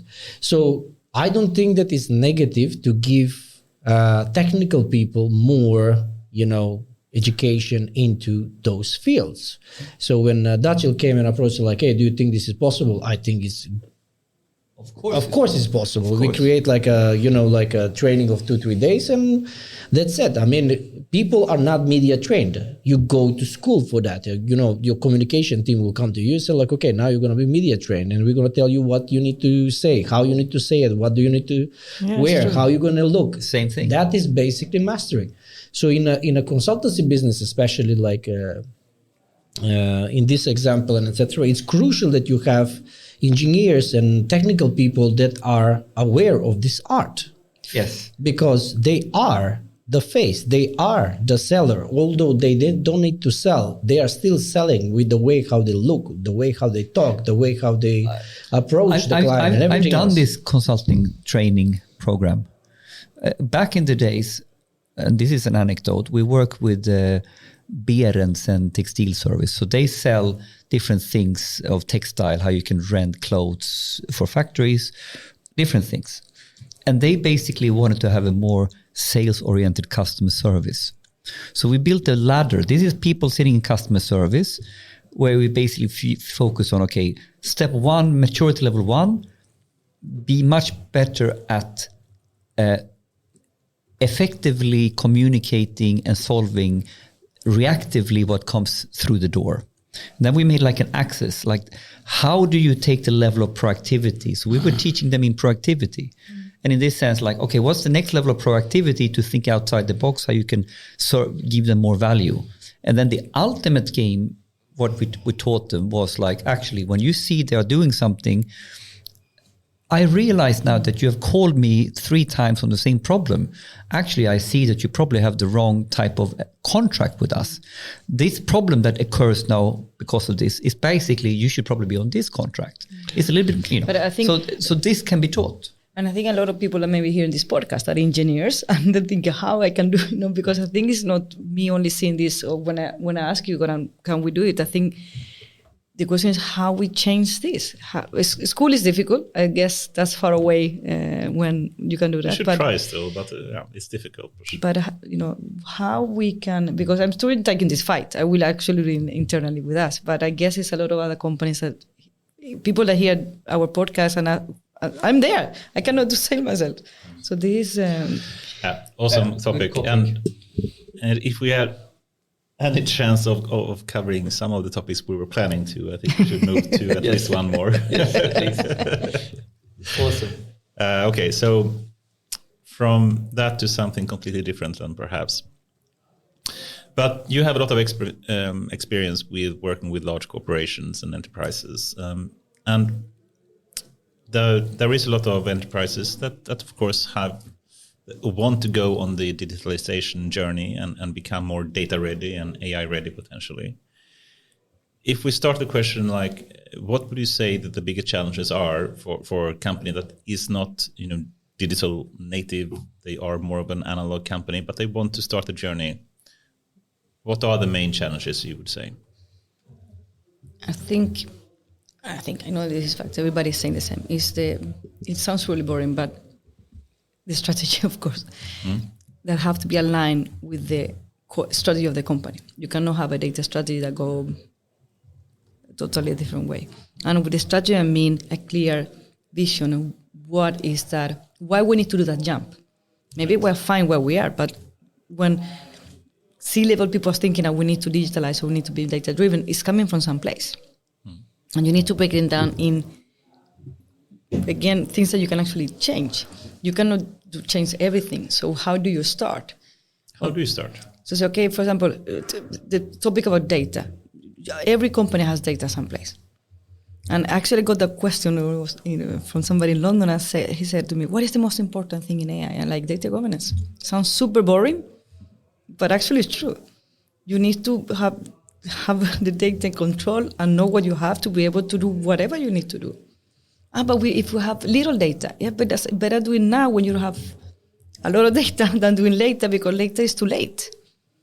And for me, it's kind of start with who cares about the data? Who is the data owner? Just finding data owners in a company that doesn't have them? Who cares? You have to have business caring about this. Because otherwise become a point where say, like, no, but IT owns the data. Have you heard that before? And they don't own the data. So why you want to do the jump? And if you're going to start the data, of course, because everything starts there, is making realistic steps. And don't think that you will solve this in 6 months because you're going to buy tool X and Y. The tool will not solve. It will not solve the problem. Or just start with a thesis student, that do that in 6 months. They will have a project, and then we'll know if it works or not. And if that's the only investment you make, then it will work, right? Be real. Honest with yourself. If you start a journey, if you need to start that journey, you need to think that it will take you 5 years, maybe or more. And have that, because often gets like, I always make a joke. It's like when you want to wash your legs when it's summer and you have a little bit of hair and you're like, oh, I need to do some work. And then it's really painful. So you're like, I don't want to do it. It's painful to do a big change. But it goes back to what you said first with you cannot go on a digitalization and data AI journey just because you heard it in Davos or you thought it's cool. So you need to internalize what is my business problem that becomes a data AI problem. What is the concrete things that we really need to be good at? What is it that we need to master that we're not mastering? And if maybe you can sense that this is, I should probably digitize, but you cannot still build a project. You cannot get the change stamina based on that loose ground. So then your first step is really internalize on a very, very concrete problem. Yep. Can I articulate my data and AI challenge or purpose in relation to my business problem? And if I can't do that, I don't have any foundational ground to build a proper investment. And today, with things that you don't need to, the investment is not that high like before. You need to buy servers or buy a tool for a year. Today, you can actually start that journey. Yes. And doesn't have to cost the whole IT budget. You can experiment on a very small and then scale stepwise. Exactly, because the tools today are actually allowing you to do this. You don't have to do a massive investment to do that. I guess you're referring to cloud technology, and if you start to make use of them properly and the right tools, then you can get started very quickly. Yes. But then I guess one or two different ways to get started then, if I were to challenge a bit here. One is to start small, another is to start big. And then what I mean with that is then, for one, I think everyone that thinks it's a small investment, it will happen in 6 months. I think we all agree that is a bad idea. It will never work. But then, let's say that someone realized, as you said, I think you said it very aptly, that it probably is a 5-year journey or more. And I completely agree. But then you want to get started. And then you can either say, okay, let's build up an infrastructure for 3 years. And then after 4 years, let's start to find a product. And then after 4.5 years, perhaps we have the first value coming out to the business. Or you try to find, I'm asking a very leading question. I'm sorry, I couldn't phrase it better. It's not a question, by the way. Yeah, I know. But you see my point, Yeah. But you mentioned starting with data governance, and I guess a question could be, should you start small or bigger in some way, or should you start working, building the full infrastructure, or should you start with a small product, or how should you get started? Again, because changing how people, the way they work, is the most difficult part. Should you start with that? In my head, yes. You can start some things in parallel. You don't have to, wait until everybody's super happy about the change. But if you're going to become data driven and you're going to go for my gut feeling, or I always have done this in this way, why I have to digitalize anything, you have to start really early telling the story so people believe it. Because it doesn't matter if you spend a lot of money and you all do your infrastructure and technique if the people will not still use it. Organizations are really good in bypassing whatever you do. So this is also something that you need to be careful that if you don't have everybody with you, I work in an industry that was fully old-fashioned. It was paper all over the place and batch. And every time I talk about some digitalization, or it's like, why we need to do that?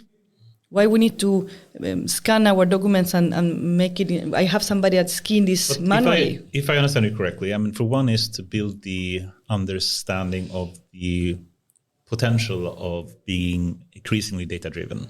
If people don't buy it from the management team or from the rest of the company, then they won't, do the investment necessary. So that's potentially the first step to build the trust. Understanding, right? Oh, trust and understanding, yes. But then after that, what do you do? Because I think there is some people that do a mistake potentially in saying we need to centralize all the data, we have to have centralized pipelines for all the data in the company, and then once we have the data in order, we start to build a product. And I think that potentially is a mistake. Yeah, but I remember when I was working in Lowell, we had a discussion, we did a project that I think that went already live, where we have a decision to go cloud. So we had a huge on-prem data storage, and we want to go cloud. And the discussion go, how we want to do it? And we start discussion, do we do country-based? So we take one country first, and then next country. Or we do product line. We do department B, C, and then we do that for all the countries. So what discussion do we do country-based? And what we did is, okay, what is the common denominator of the data? And because we were heavily regulation by law, we saw that you cannot do the same thing in Norway and Sweden because the law will complicate things. So we decided, okay, then migrate to one country at a time. So we start with Sweden, and we migrate Sweden. And on Sweden is a lot of things, so we start with the core, the most important, where we gain more money and benefit. So we started with one country, one area that we felt that this is where we're going to get more attention and more value of the money, because that's a big investment. So you have to do something that it shows it makes sense to do this. You cannot spend 3 years doing a beautiful back end and nothing coming out because people were like, what are you doing? So it was finding, and then you choose when you already start. I don't know if somebody's seeing my hands, but I'm moving the hands a lot. Some people are seeing it. Okay. A lot of people are watching video as well. It's fine. I notice I move my hands a lot. Okay, great. So when you start at some place, you learn. Yeah. And then the next time you get a little bit wiser. And the next time, so when you do it small steps, it gets faster and faster because you have done all the mistakes and things are happening. And so that was the idea for us to do that. So choose what the piece that it creates fastest value. And it can be a department, it can be a country, it can be. So start with something concrete and small. Is that what you're saying? Yeah. But think big. Of course, you have to think big. At the end of the day, we're supposed to migrate everybody. But there's a quote from Shunkamui, like an innovation expert, write book: "Think big, start small, scale fast." Yeah. And the problem if you don't think big is that you don't have an understanding for the direction of how you build tech. The problem if you start big is that you have a replatforming investment from hell without any use case or value coming out. So I truly believe in that. You need to understand the bigger picture, maybe as the best bet hypothesis. But then you need to start very small and focus on getting the first use case out. So in the end, we had this huge conversation, remember? Do we start centralized? Do we start decentralized? And then we realized, actually, think big for the whole picture, but that's just on paper and with minimum investment. Then the first step to start is picking your battles so you can get the use case in production as fast as possible. Yes. And then you have the first like normal software engineering, actually. Like normal software engineering. Yes. What is the where do we get bottom line value? And then of course you get to a point where we all understand that if we would continue on the trajectory that each use case and each domain do exactly what they want, and they need to invest in 50 different markets and build 50 different platforms, you will not have the muscle to get this done. So it won't scale fast enough. It won't scale fast enough. Everyone is doing the same thing from scratch every time. We had this huge discussion, quite fun, and then in the end we solved it by putting a piece, salt, a piece of, what do you call it? A salt container, a salt can, a pepper can, and then we're sitting and doing the fundamental how to think here, and it's like it. You need to think big, but then you need to start in one domain, one use case where you can be super concrete. And it's a very simple answer of why. Because if you lift all the stones and all different data, you're screwed. Yeah. So you need to stay within bounded context. You need to stay somewhere where you can control the problem, right? One country, one domain. And another thing, sorry, that is also that I discovered, and maybe because you could say something different to me, but one of the things that I've seen is the decommission of the old stuff. It's like people forget that I've never seen a proper decommission plan. And I've been it is hard. Actually, I'm one of the few who is very proud of that work, but that's a painful work. Yeah, I know, but it's like I've seen and for me it was the same when I started, this cloud migration, and we're supposed to change tool from Click to Power BI. And I never saw, and I said to IT, where's the decommission plan for Click? I said, what do you mean? I guess we just shut down that at some point, or, So interesting that why is that like... It's hard. I remember the Spotify move from on-premise to cloud. It started, a long way back. It took like 5 years to just, make the cloud work properly, but they still had the on-premise clusters available to actually shut them down. Still there. I think today they probably are. It was a while since I last, but it took a long time. Right. Why is that? No, but I this is a very, very good point, and I have two anecdotes on this. One from Vattenfall and one from Scania, and I don't think it's bad to talk about it. One topic was moving from Click to Power BI, and the way we did it was that we put 3 years ahead of time. We highlighted this is when we're going to shut this down, and we made the decommissioning strategy very, very clear as part of the change management. That now we can opportunistically go to the different parts of Vattenfall that is some wants to go fast and some wants to go late. Fine, no problem. But here it's going to be a problem for you. So this is one learning to use that clarity. Then when we did the journey that I've been in Scania, they had a couple of years before I joined, they made a very clear cloud first decision. But they hadn't made a clear decommissioning plan, and they hadn't even made a clear path to cloud plan, which meant that, we have made a strategic decision to go cloud. When was that? 2 years ago. What has happened? Nothing. and don't joke about this, because I think it's easy to strategically make a decision, but then to back it up to really, how the fuck will we do this? I have full respect for that. And then as long as you're trying to solve that problem, are we going to go to cloud for all of Scania? You can't solve it. So then I come in, I want to be the guinea pig in our unit.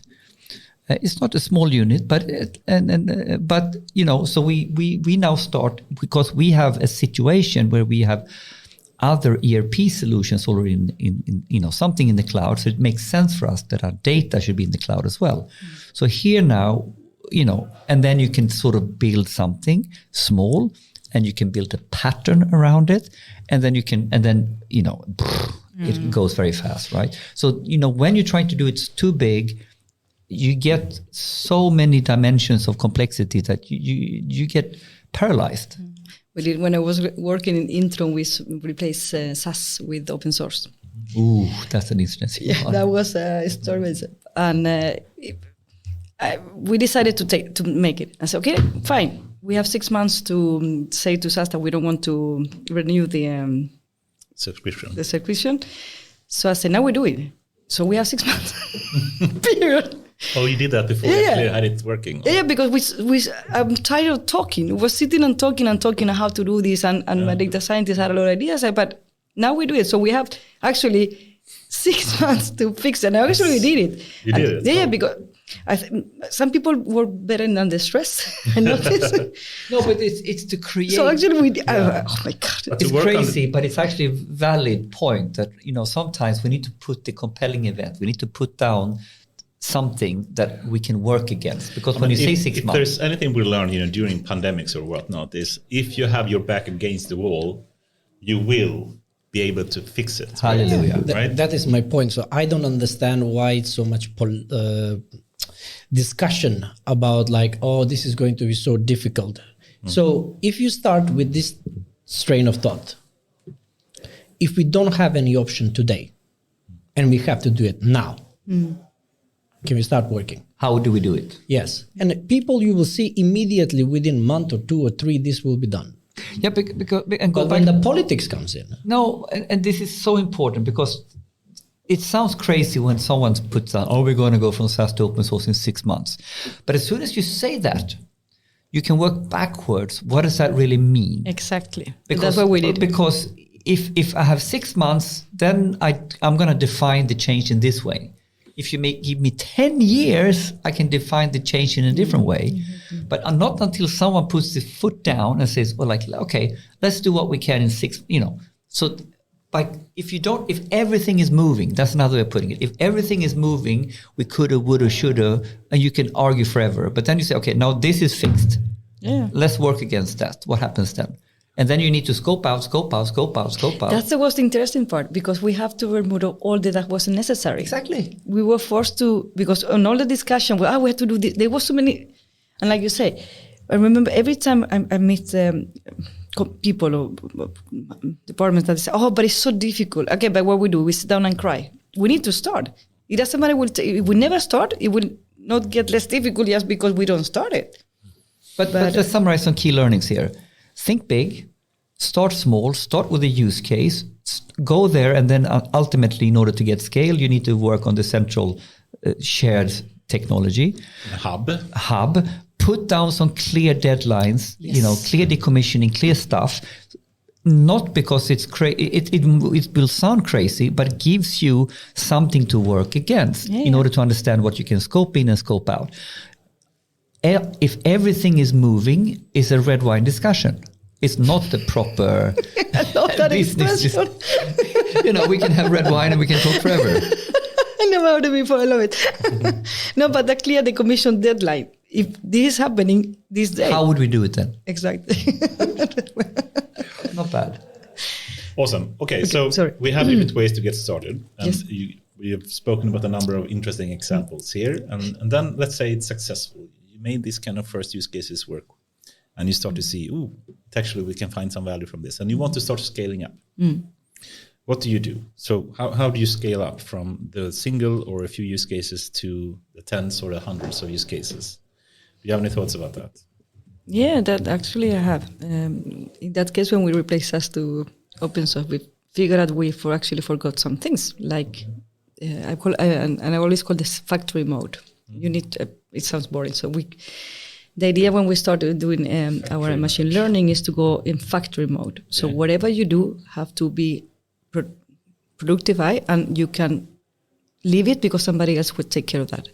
So it was clear that when data science, that algorithm and machine learning was done, it will be passed to the factory mode. That means we had IT operations helping us. So we, at the first time, start talking to IT operations. I remember the first time we did the algorithm, we forgot that we have to get information of the logs when the container was talking to the system. That we forgot in the beginning, and then we were like, oh, that we have to do what we have. That's the search. Okay, we put it there. So the important thing is that at that point you need to go enterprise. You need to adjust to it. We used to using whatever API solution they have to be able to move that data around. You need to be able to have that. You need to build up an infrastructure. Is that what you're saying? And then make it in a way that is so it can be there. You don't need to take care of that. It shouldn't be in your data science computer. Absolutely no. It have to be. So we're talking about building something that works fragile in production versus all the infrastructure as code or everything you need to do to relentlessly automate, relentlessly make it resilient, relentlessly make it standardized on a very granular level in order to have an industrialized approach at scale, at mass. Yeah. Because if we have too many manual or too many things that are sort of only one guy knows, it will never scale. No. So that kind of factory thinking, like when you build car, that have to be in our case, in our data science community, that didn't understand this. I remember they had really hard to get the concept of, they call it the analytical factory.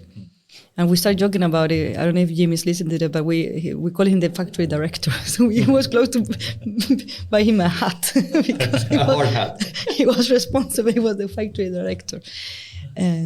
And it was the idea that if we cannot reuse it again, it's meaningless because we don't have the time to. So we started, for example, a stupid thing like putting things in containers. We start containerization our algorithm. Yes. It sounds now obvious, but at that time it wasn't. Yeah, if you go back 10 years, it is not the same. No, I know. Place. It sounds like, so for today, making that jump, there's tools today that help you in a lot of tools. I just mentioned when we became partners with AIAW that can help that kind of factory mode approach where you don't need to care and be sure that you have A/B testing in place, that you can run your test properly. But let's say you go there, and I'm trying to rush the discussion here a bit. Yeah, so scale, yeah. Yeah, so we scaled up. Now we have a more centralized infrastructure in place. We are starting to get the tooling in place to have that working properly with the critical mass that you need, both in infrastructure and people and whatnot. But now, a problem potentially when you start to centralize things is you get disconnected from the domains that may exist in the enterprise. Would you agree? Centralization doesn't have to be bad. When you apply, and now I'm talking about how we did that machine learning in Intrum, because that's concrete for me. Yeah. And I can talk openly because we did it. It means that when we run that kind of algorithm where that was in production for that particular country. In the past, the data scientist team disconnected. Didn't care it was, we done our job, it's there. Yeah. So I forced the team to be able to recheck with the domain with that area that it was still working, have, a view of communicating and actually even forced them to, I remember when you were working with me, everybody have to go to the call center, listen to incoming calls. All the engineers, any tech people, because that's where the data was started, with that call. So it's important to have that centralized team to care about what they have built and be able to understand the domain. How do you make that work then? It's something like happen like this. It takes time to make people care. And we always call, if they care, we care. That's something that we also do. If our customers care, we will care back. Because sometimes you do something and they don't use it or it was misused and then you've lost. So was that kind of building that caring each other? But it's nothing that I can tell you like a magic formula how to make that happen. But we had a centralized team supporting countries, 25 countries. And I think that's, of course, a really good idea. It's just a question how you scale further. And I'm not sure if you're familiar with the term hub and spoke and this kind of, But, the idea then is that if you just, I remember from the Spotify days, we spoke a lot about this, should a single data scientist that we hire be part of a centralized team, or should it be part of embedded into a product team somewhere, building on, search functionality or playlist creation or whatnot? And then we can argue the pros and cons with that. And you say, okay, if it works in an embedded team, they are isolated. They will not have the kind of learning and critical mass to build up, the knowledge necessary for data scientists to work properly. But they will be really connected to the use case, to the domain, to the specific product value that they have for search or whatnot. So that's good, but also bad.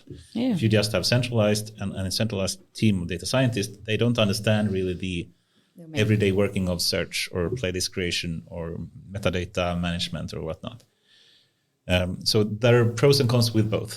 I like the federation approach. When you have a kind of centralized community where you bring the people, so they're isolated, but they are part of the domains. But here now we come to the next level. Christopher Ågren highlighted a fairly sophisticated view on this from Telia Division X. I'm a big fan of book team topologies that I would recommend people to look and study, which is how to organize software intensive business. And if I used to regurgitate, try to team topologies, they are sort of referring to 4 major categories of teams, right? Yeah. So this is when you get fairly mature, right? So you have everybody. The problem when we scale up is that you have ultimately a cognitive team load, a cognitive load to care about. So when it becomes too big, you can't do it. So if you're in a central team and you have the full cognitive load of the infrastructure, and then you're supposed to know all the different domains, it doesn't fly. So how can we structure it so teams has a mastery, autonomy, and purpose in it, so they can work with speed and make this work? And then in team topologies, they highlight streamlined teams, which is essentially then the domain has a domain problem, which is a cross-functional team. And here is now the data scientist or data engineers or software engineer, UX guys embedded, and they have a joint purpose around the domain problem, the use case, right? And then as you move, if you move back into the platform, you realize that, in order for this to work, we need to work on the mastery in different technology disciplines, and we need to build infrastructure. So here now we have a platform team that their job is to build the practices and the technology that where their purpose is to serve their role in the domain teams. So if it's MLOps or, if it's data, you then highlight, you don't need to invent data engineering skills. We build infrastructure for this, and we teach you. And then you have you have the streamlined teams and you have the platform teams. Then you create a third form of teams, which is the enablement team.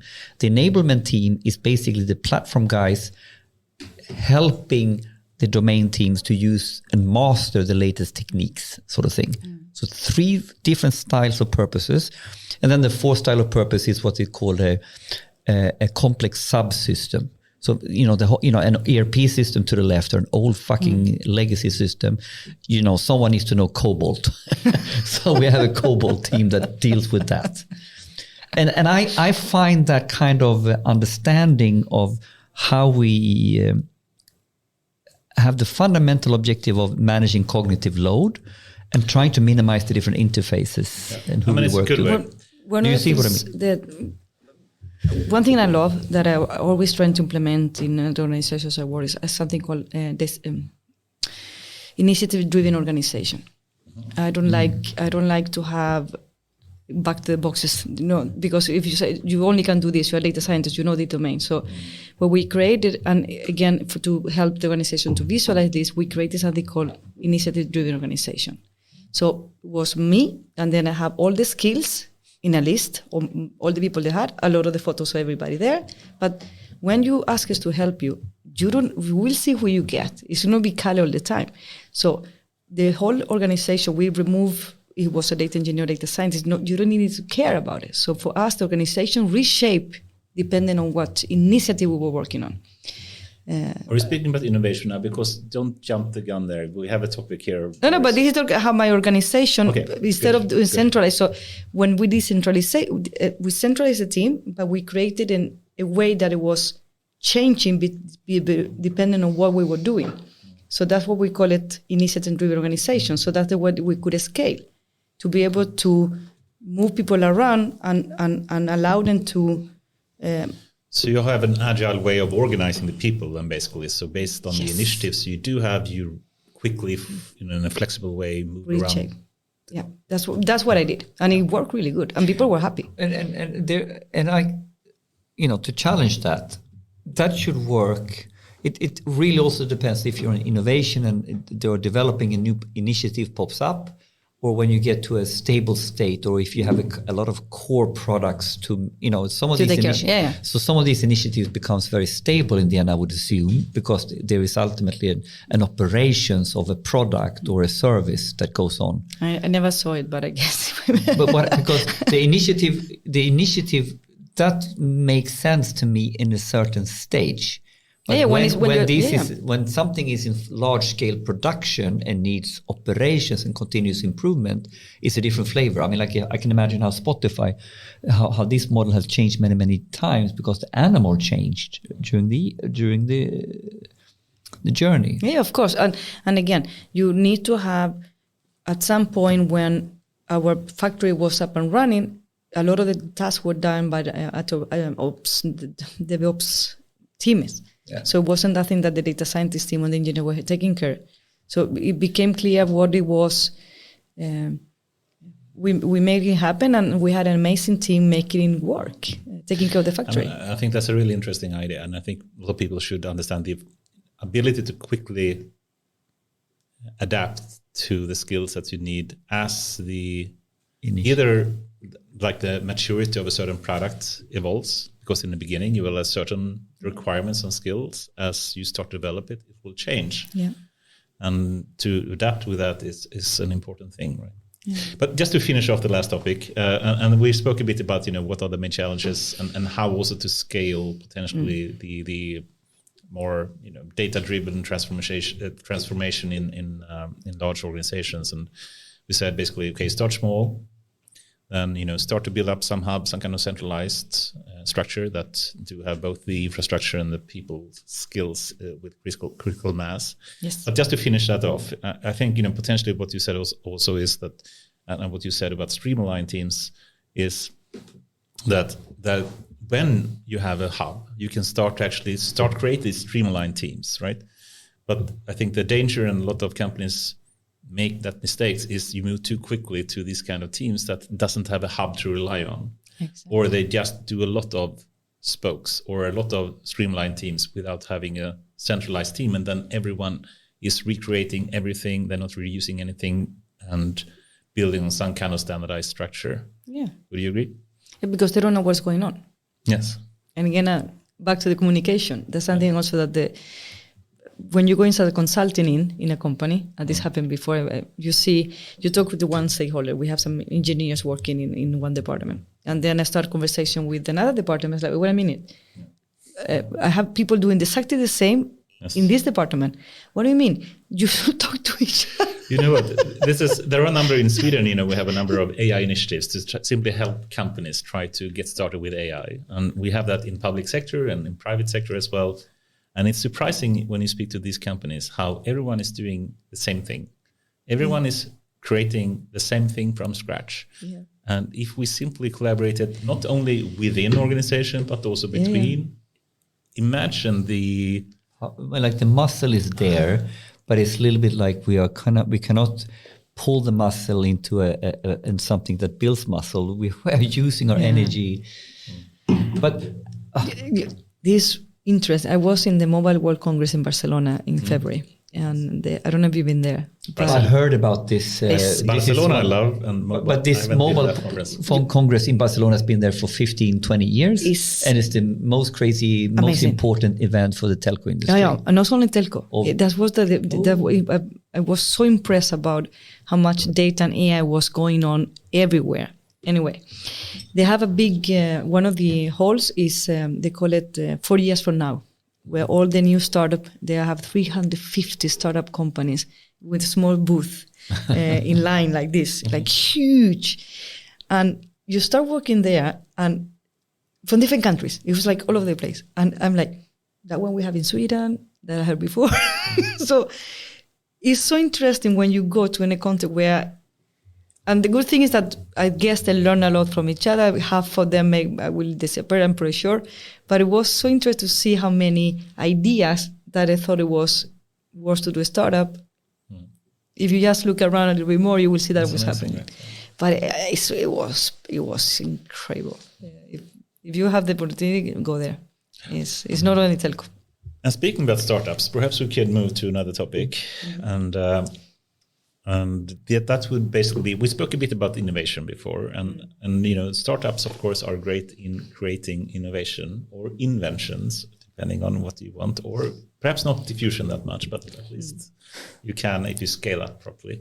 The unicorn is a diffusion story. Yes, right. Well said. But okay, if we let's keep to enterprises for now. And then the question would basically be, how do we keep enterprises innovative?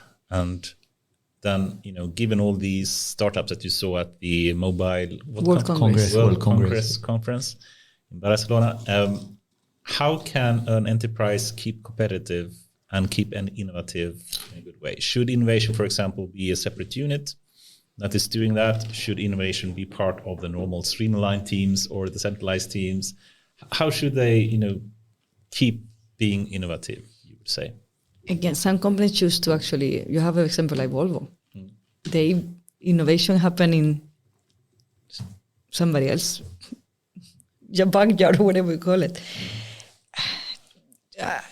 I can have my own opinion, but again, for me, if the core of you need to start with making sure that your basis is there, that you have, you know what you build, you know what your clients want, and that kind of innovation should happen within the company itself. And I think, and there's nobody's isolated. Innovation is happening everywhere, and you just need to be. I remember when I was working in the finance industry, I always went to events about IoT or telecom because I want to know what everybody else was doing. That if I go to another bank conference, I will listen to the same people doing the same thing and talking about the same thing. So for me, it was important to find inspiration, innovation in other industries that doing things that I can apply back to my own industry. So for me, innovation should be owned by like a fostering mentality or culture within the organization itself, and not have somebody owning that or limited it So how should a larger organization then, like an enterprise, have that in itself? I mean, you can think of different ways. I mean, you can build up a separate like R&D department. You can have innovation units. You can have innovation as part of normal engineering teams. You have to have it in a department because that's where money comes in. At the end of the day, it's a budget connected to that. You have to have R&D itself. You have an R&D department. You can get that money you have to be, and that's how large corporations, you have that kind of money that you give to innovation or an R&D department because it makes sense in the books. But so I guess again I don't know exactly. Can we use Schumpeter? Can we use this as a theoretical game here? Because if we differentiate between the objective of invention, the objective of innovation, and the objective of diffusion, and now we need to define it carefully. So invention is coming up with a new technology or ideas or the innovative invention that maybe changes something. That's the objective of invention. the objective of innovation is to find the economical requirements of making that actually work, which actually means I need to not only do the technology, but I need to understand the operating model and productize it in such a way so it makes economical benefit both for the user and for me. So if you use Schumpeter's definition of innovation versus invention, an R&D department is doing invention. Then when you're trying to do, I'll take the example, an R&D in Scania invents an electric, whatever, okay? That's one thing to do the invention of a prototype of an actual autonomous truck. But in order to innovate with that, it implies building the operating model around that and be able to build a meta product so you can sell autonomous trucks and you can put the price on it and you can service it. And diffusion means going from 200 autonomous trucks to, all the trucks in the world. Should be. So under the umbrella of a loosely termed discussion of innovation, I have now separated invention, innovation, and diffusion. In my opinion, then, if I use the strict term innovation as Schumpeter is defining it, it can never be R&D. Innovation is actually finding the economical, the fundamental operating model. It's the core business, right? So something that is a prototype or a POC, that's invention. The prototype graveyard is invention that never made it to innovation. So everything that is in the prototype graveyard is inventions that never made it into a viable innovation. If I use that terminology, it could potentially, right? No. For some reason, they didn't figure out the product market fit, or they didn't find. Is invention always bad? You say? No. Invention. Because some inventions do make it to innovation, so right? Innovation is the starting point.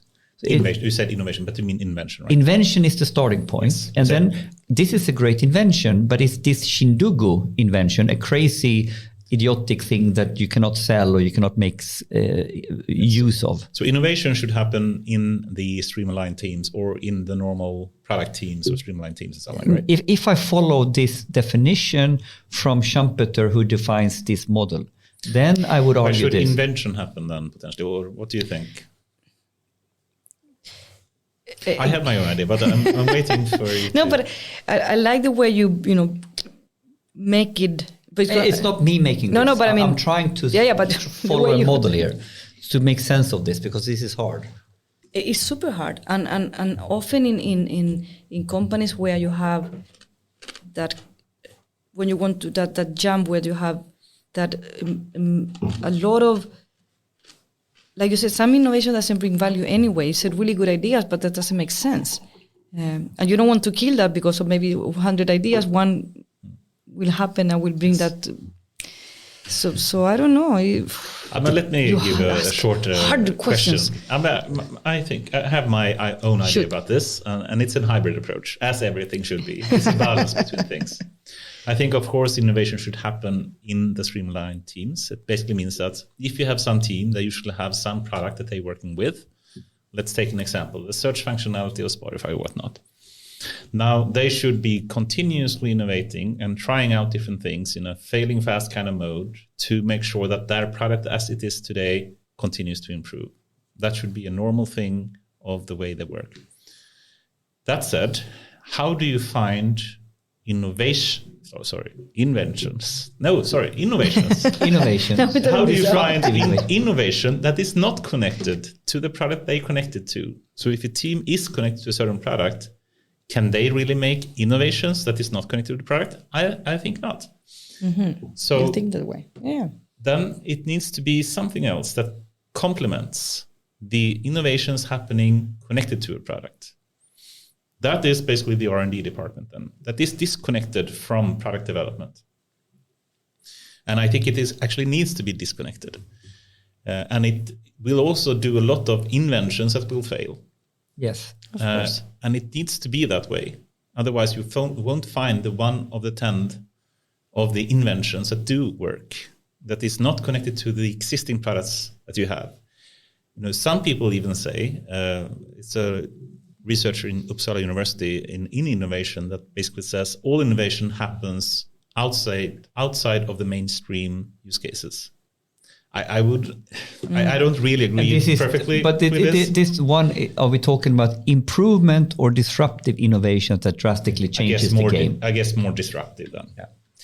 Yeah. But I can a bit see his point. If you keep to the product and only innovate that means you will have a faster horse, a la Henry Ford, all the time, right? So you need at some point find the disruptive ones.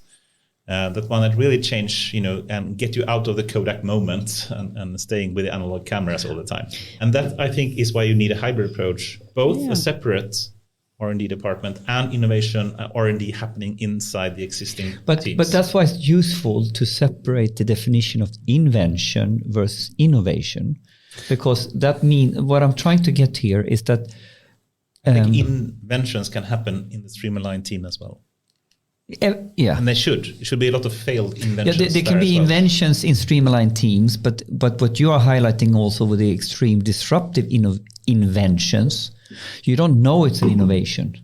No. Because now if you do another we take another model and put next to it. So if you can imagine now you have Schumpeter's 3 phases: invention, innovation, diffusion, and then you put the traditional technology adoption curve, the bell curve that then with George Moore, they cross the chasm, right? And we have innovators, early adopters, and then we have the chasm into early majority, late majority, laggards. That's so if you can imagine now, something that has made it to the innovators is literally something that is invention phase with experimenting customers as innovators, and they are trying to iterate to get to a product market fit. And if I use this analogy now, where is Schumpeter's innovation? When does something go from innovation to invention to innovation to diffusion?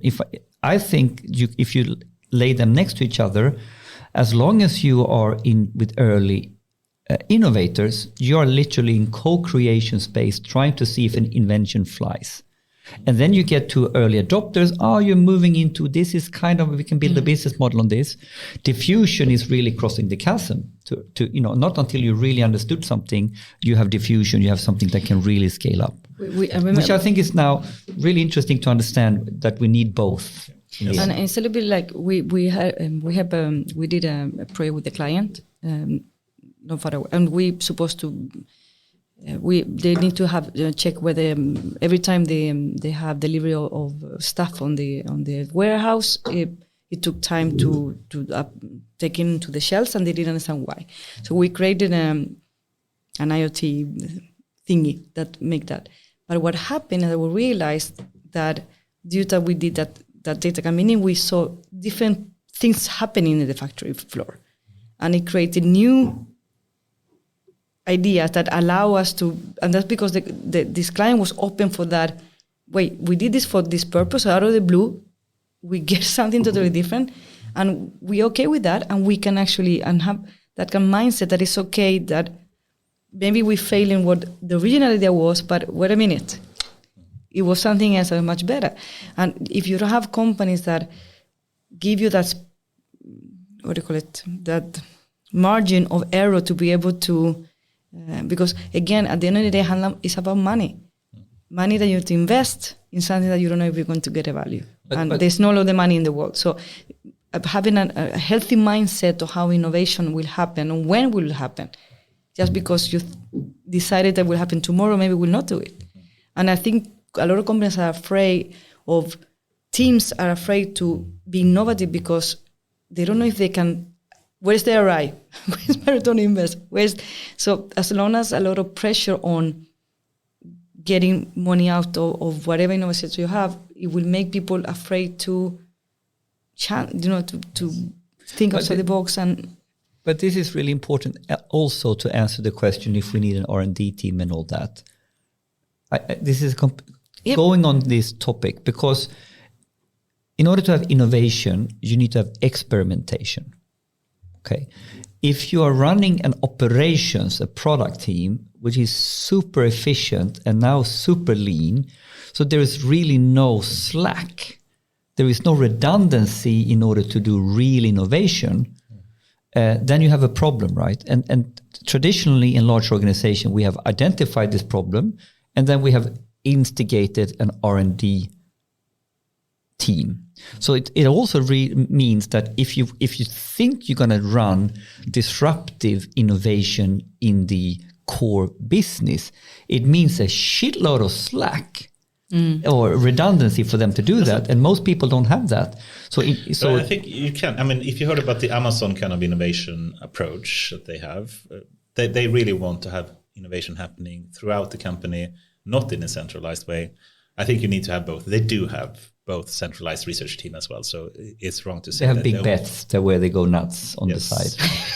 and they went nuts and failed so many times. And they try to compete with Elon on rockets and everything. On rockets and the Fire phone, if you remember that. But again, but that's the culture that fostered that. Come on, the drone is not their core, Any case, but they have an approach where they really want to promote innovation happening everywhere, and they have the idea that every co-worker or worker should be able to say, "I have this idea." Okay, then the manager say, "Write a press release." And they basically say, okay, imagine that your invention now will succeed. How would the press release look like once it's being an innovation or being released or deployed? And then you start with that and you write it like, this is the value it will have. This is the increased, disruption and the value for the customers and blah, blah, blah. And you write it as a press release. And then you have to sell it. And then if you are able to sell it, you get time to work on it. And I think it's a rather nice way to incentivize people to do that throughout the teams, in also streamlined teams. Yeah, but they have to be. One of the things I remember a few years back when it was all this, these competitions of people, companies were paying money to have ideas to. Anyway, Intron had this. Innovation days where people are supposed to hackathon. Thank you. Remember hackathon? That was the days. And so sad that the winning idea of the hackathon never went in production. Yes, of course, never. And I say to the hackathon manager, why are we doing this year after year? This is so frustrated. Why?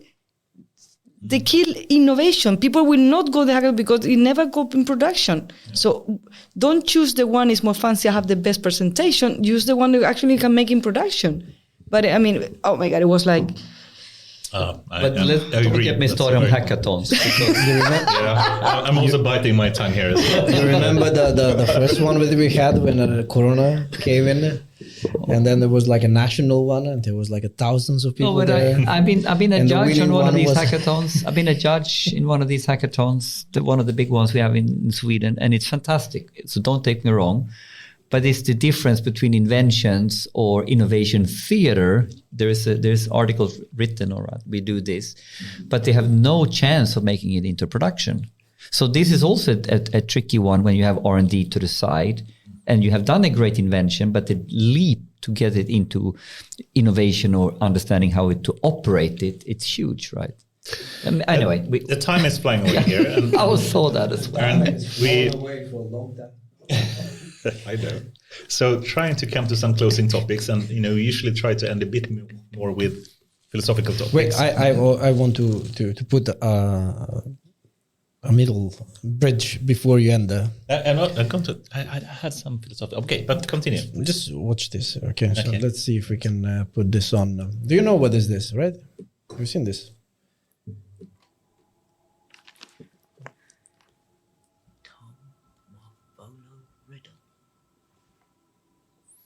I have not seen this. Harry Potter.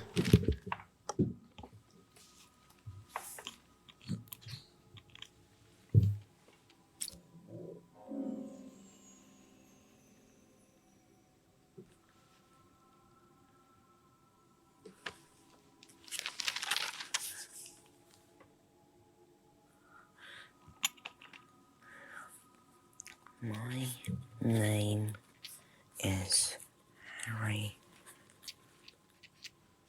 Potter.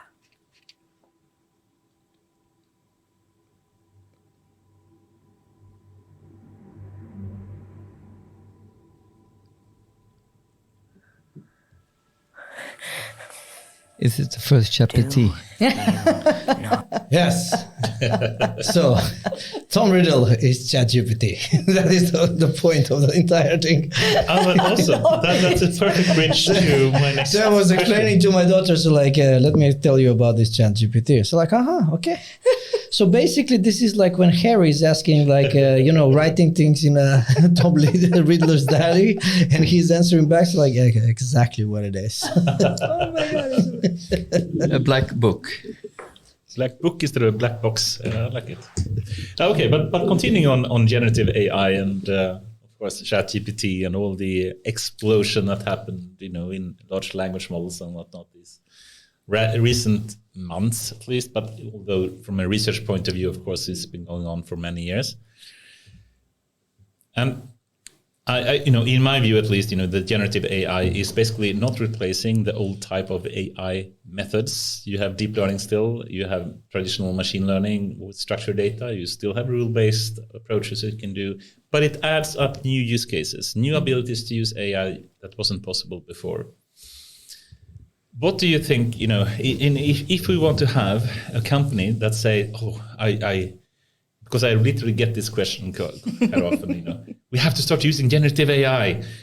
This is awesome. How do we get started using it? And I get really annoyed when I get that question, by the way. But it is a good question. Are you getting it? Yes, sure. And then the question is really, how do you approach this? For one, it's a bit annoying when you have a media hype like this, and people think, this is a solution for everything. But it's not new. It is not new. Right? You remember when the chatbots or the robots, you remember when Blue Prism and all these RPAs came? Yes. Or the old office assistant or whatnot. In the 90s. Yes, or Eliza in the 1960s. We don't learn. And what is happening with the generative AI is the same that happened with RPAs. And I remember that, that topic that when you have a hammer or your problem is a pike, it's the same. It's that we don't learn. And so we have a different problem, my dear friend. This is not a generative AI problem, please. Yeah, that's the bottom line, right? So I think what we need to, when you have a technology that is so sexy that you need to have it, then you find a place to put it. Yes. That's for sure. I'm pretty sure that you will find a nice user case or blockchain for my money. Yes. Okay, maybe we don't talk about blockchain, but it's the same thing. Don't open that rabbit hole now. Sorry, I saw your eyes when I saw. You guys are on the same page on that one. Okay. So it's the same. So in my opinion, when a client, and because when like with Nagarro, we say, you can solve this something with us. I don't know how many blockchains things will come to us like you can do this with something else. So generative AI, by all means, if you think you have to have it and you think it's worth the money, you can put it anywhere. Does it make sense? No. Maybe how long it took until RPA? A few years, 2 years? But RPA is still there. It's still there. Yeah, but it's not solving every humankind's problems like it was solved. It didn't meet up to the expectations. If you go to the right conference, it still does it. But for the rest of us, it has moved on. Oh. So at some point it will happen. Now we have the hype, and we have. But I think this is different. I think there is huge value here, but I think the problem is with the hype that we don't understand what use cases are for generative AI and not. And then I think there's a huge infrastructure gap to use generative AI in commercial production for a B2B company.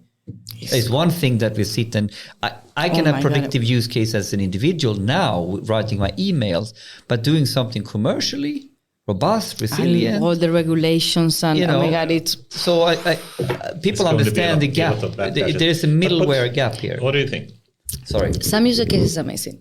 We had a discussion with a colleague of mine about when, for me, NLP at that point was the area where we help a lot. I've seen this for a long time, even before it was where a lot of text is handling, and we need to make sense of all that kind of static information.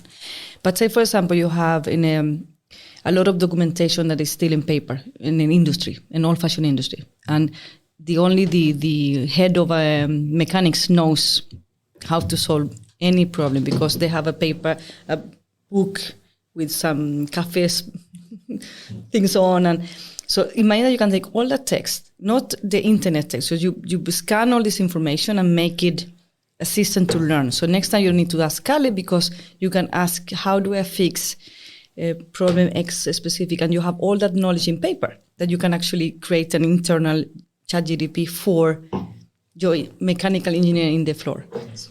So there's value. That's value is not internet data. It's really you optimize that process that can, because the person using it, the mechanic, maybe it's not.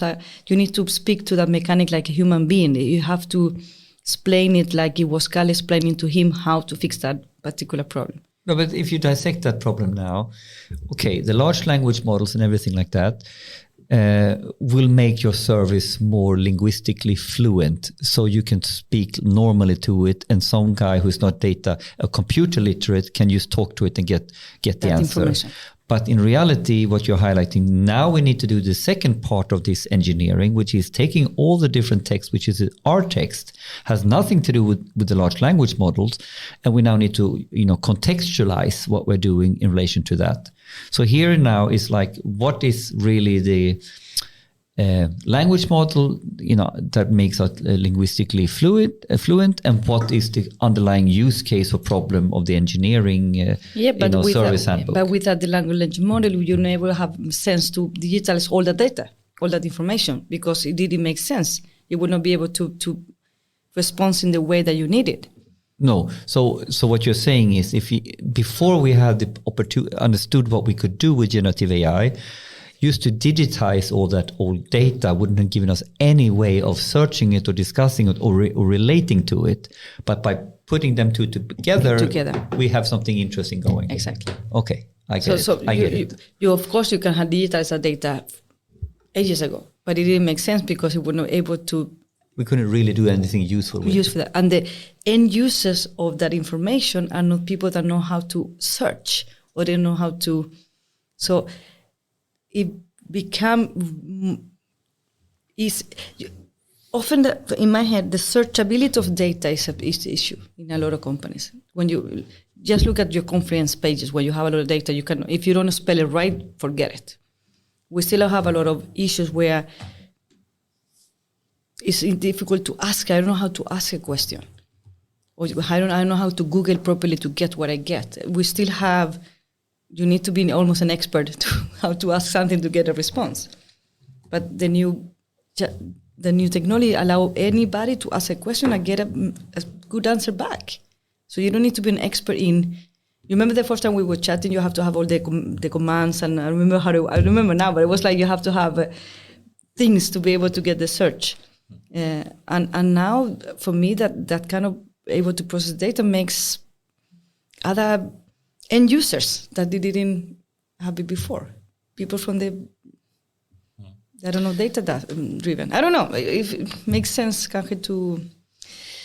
But I like it. I think it will create, I guess, a lot of new use cases, and especially perhaps users that are not as technical. I mean, it does provide like a natural language interface and a dialogue interface that is very easy to use. And but that's coming with it. You said the low code, new code hype that we have. But again, you want to open all these kind of rabbit holes. Yeah, sorry, you didn't tell me all the. Don't mention the word. Don't mention the word. There's a couple of words. You didn't tell me that. I didn't get the memo. I forgot to say that. No, but I mean that society wants to simplify. Yes, that's the way we are. I guess in short, at least it will cause a lot of new opportunities and a lot of waste of money. It will. Yes, I think that's one of the very well said, Dacil. I think it will cause a lot of waste of money, and a lot of companies will invest a lot of in infrastructure or data storage and whatnot that will not really lead to a true value. At least not in short term, as it otherwise could if they chose the right tool for the job, so to speak. Yes. Right. But don't kill the joy. It is. It is a joy, but for some, it will create value. And in the end, we will have someone said when it comes to generative AI, you need to understand we are at the Napster moment in time of internet with this technology. So when we could sense that this is going to change the way we buy or stuff, if you remember Napster, internet didn't really exist. We didn't really know what to use it for. And all of a sudden it was this, pirates page where you could get free streaming music. I know. This had value, right? And it gave us a view of what e-commerce and everything could be. And in some ways, okay, now we have Kurzweil's law and an exponential speed, so it's not going to take 15 years. But if we all remember where internet was in 95, this is the moment in time we're at right now. We are, for generative AI, where internet was in 95. That is my sort of view on this. It hasn't started.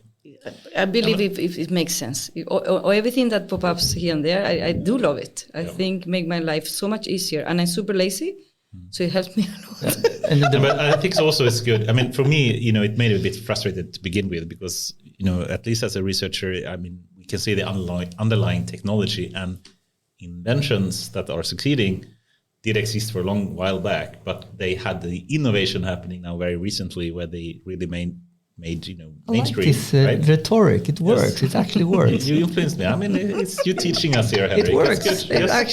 It's useful to have these terms, right? It's useful. I realize it works. and that's cool by itself. But also it's a bit frustrating that people confuse what you can use this type of generative AI for and when they should use other types of AI. But I think it's also good because people open up their mind that, oh shit, AI is more powerful than people think. But this is maybe the bigger gain now. Yeah. The coin has dropped. And when the coin drops, we can never steer change. It's like, I sometimes say, change is like pouring milk into coffee. You cannot do an as-is to be gap analysis and think you can steer change. You have black coffee in one hand and you have milk in the other hand, and then you start pouring, and in the end you get a latte, right? Yeah. But you cannot predict how the exact mixing of the milk in the coffee will happen. And I think that's what happened now. We got to the tipping point. This is the tipping point. When ChatGPT takes this mainstream, all of a sudden, okay, now we have started to pour milk. Let's fucking see what happens. But I think the only thing that is, if it's something annoying, is how people think there's some kind of super magic power behind this. I get a question, but this new ChatGPT think by itself. Like, no, it doesn't. Yeah, because I asked a question, I never asked it before. I'm like, okay, you think so? Okay, fine, it thinks by itself. Yeah. So I think the issue now that when you have that massive use of people, they get the wrong view of it. And this is like, I know. Okay. But still, it was a big step, though, with generative AI in general. Perhaps ChatGPT, brought the innovation into place, but still the generative AI has been around for a time.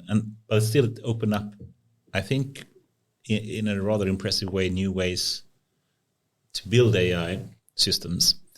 And perhaps at one point it showed us that it will potentially reach a point of AGI, some kind of general AI that will be more... When will that happen? Yes. Are you afraid of it? No. Oh my God, no. I love every time I have I present about AI, I have that picture with the two... I have Terminator and CSPO and ask the audience which path you think we will go. You got Terminator and what? C3PO. Oh, the Star Wars thing. Yeah. So I've always used, and the other day I have the same talk in my company, but I use a pod. What is the name? It's a TV series called Alternate Carbon with an AI that is a hotel. Alternate Carbon. Okay, they can download the memory into a chip, so you can change body. Is this like a TV series? Oh my God, Netflix. Which one? Alternate Carbon. Yeah, you can find it. What is it called? Alternate carbon. Alternate carbon. A carbon is your body, and it has it's pod. Like Neuralink. What is this? I have Netflix. Yeah, it's the main actor is the Swedish guy that is so handsome. Oh my God. Yeah. But anyway, so in that movie, there's an AI, there's a hotel. So I put a picture of AI and I put Ultron from Marvel as a bad guy. And I asked the audience, which path do you want to go? And people were like, what? I'm like, okay, let's go vintage. And then I changed to Terminator and to CTPO. The old school, they worked with better. So for me, technology will help here. I believe that it will make our life much easier. Yeah, Joe Kinnaman. You have to see this series. It's about the Joel ultimate. Kinnaman, okay, that's. It's about how human being can download the memories into a chip and change bodies and your Do consent. you think Neuralink will happen then? Yeah, of course. And teletransportation. I really want to energize. Yes. I'm waiting for that. The Star Trek thing. Yes. I actually literally waiting for that to happen. Did you see, by the way, today there was a big event for Elon Musk, we haven't mentioned his name once. Oh, now you did. I know. You almost made the whole. I know. But you couldn't do it. There was a super big thing today. Does anyone know what I I'm referring to? I missed it. It's one of the biggest, or really big. No, it was a test launch of Starship. So SpaceX thing. So the super, super big 120 meters tall big one. rocket. Yeah, the one that should bring us to Mars.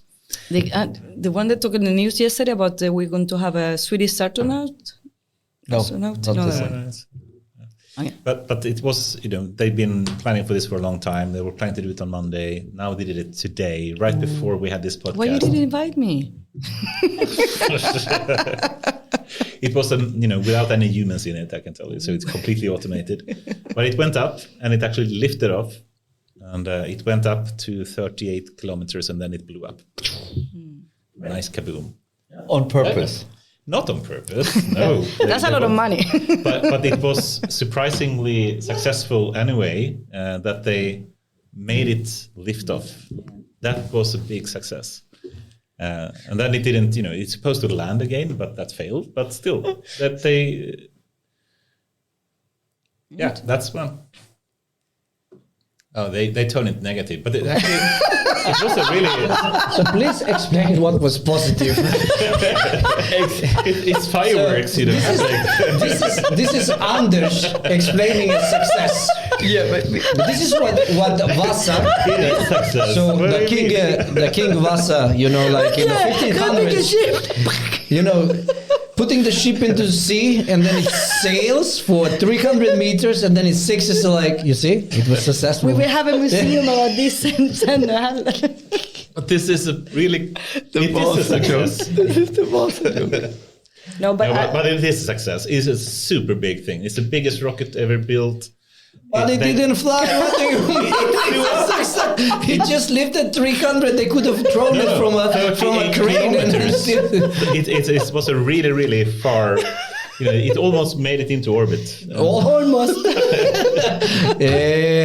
My friend. It's product develevent. Yes. You have an MVP. Yeah. It almost Yeah. made it. It created some value. It created a It's fun definitely explosion. a POC. Yes, it's definitely a POC. No, but I think why people are afraid of that negative future is because people are afraid of their jobs. Yeah. What happened with me when all these AI is coming and will take my jobs. Yeah. So Are you afraid about that? no, or? I will be dead by then. No, but isn't it also about change hurts? And, Of course it does. And are we really, as human, as a species, are we good at change? In one way, you could argue yes, over evolution of millions of years, we have adopted. But if you look at the one single individual, we are not so good at change, right? Are we? I can give you another t-shirt. My motto in life is change before you have to. Change before you have to. I didn't say it myself. I remember the name of the person now, but for me, I love change. So change before you It's have like to. the only thing constant in life is Yeah. change. Yeah. Right? It's good. So if you take that to heart, then, well, not getting a job means, of course you can get a job, but you need to change before you have to in order to work in the context with the AI. Question to the three of you now you have here. Which profession will be the one forced to disappear when generative AI is when we have that general AI? What do you think? Which will disappear? Yeah, which profession we will not have? The first one in because I have my own idea. So which one you think will be that's a gone good question. first? It's not the one that I think people think about. If you think blue collar or white collar jobs, it turns out to be more creative jobs that are being at least augmented. I think we talked about this a little bit with Christopher Ågren. If I extrapolate on that, where the explosion in efficiency will happen the fastest will be in coding. So I would but not fast as I would not say the profession of coding will disappear. That's not, so as a whole profession, not. But I think it will be heavily impacted in terms of what are coders doing and what type of coders do we really need. And we've spoken about automated driving, and then we have automated coding, and the transport sector usually is the one that highlights it. Yeah, everyone is saying what do you that, think? But So let me prepare for this. I can tell you mine if you want to. think about No. I'm pretty certain about this. So basically, if you look at it, so Anders spoke about generative AI and how you told about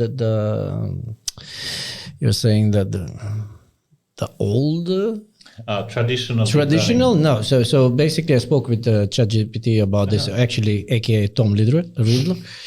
And it's basically, and it's really nice because you have now two areas of AI that organizations and people should look like. One is applied AI, which actually utilizes most of the stuff that we have been discussing until now. And we have always been addressing that as a applied AI that you can utilize in organization to automate processes and to innovate and to, and etc. And then you have generative AI, which can help you actually to generate ideas and to make different stuff. So basically, the prototyping and ideation is what generative AI is bringing on the table. So when we are talking about which jobs are the most, let's say, in big shit. I would not say in big shit, but it's going to change.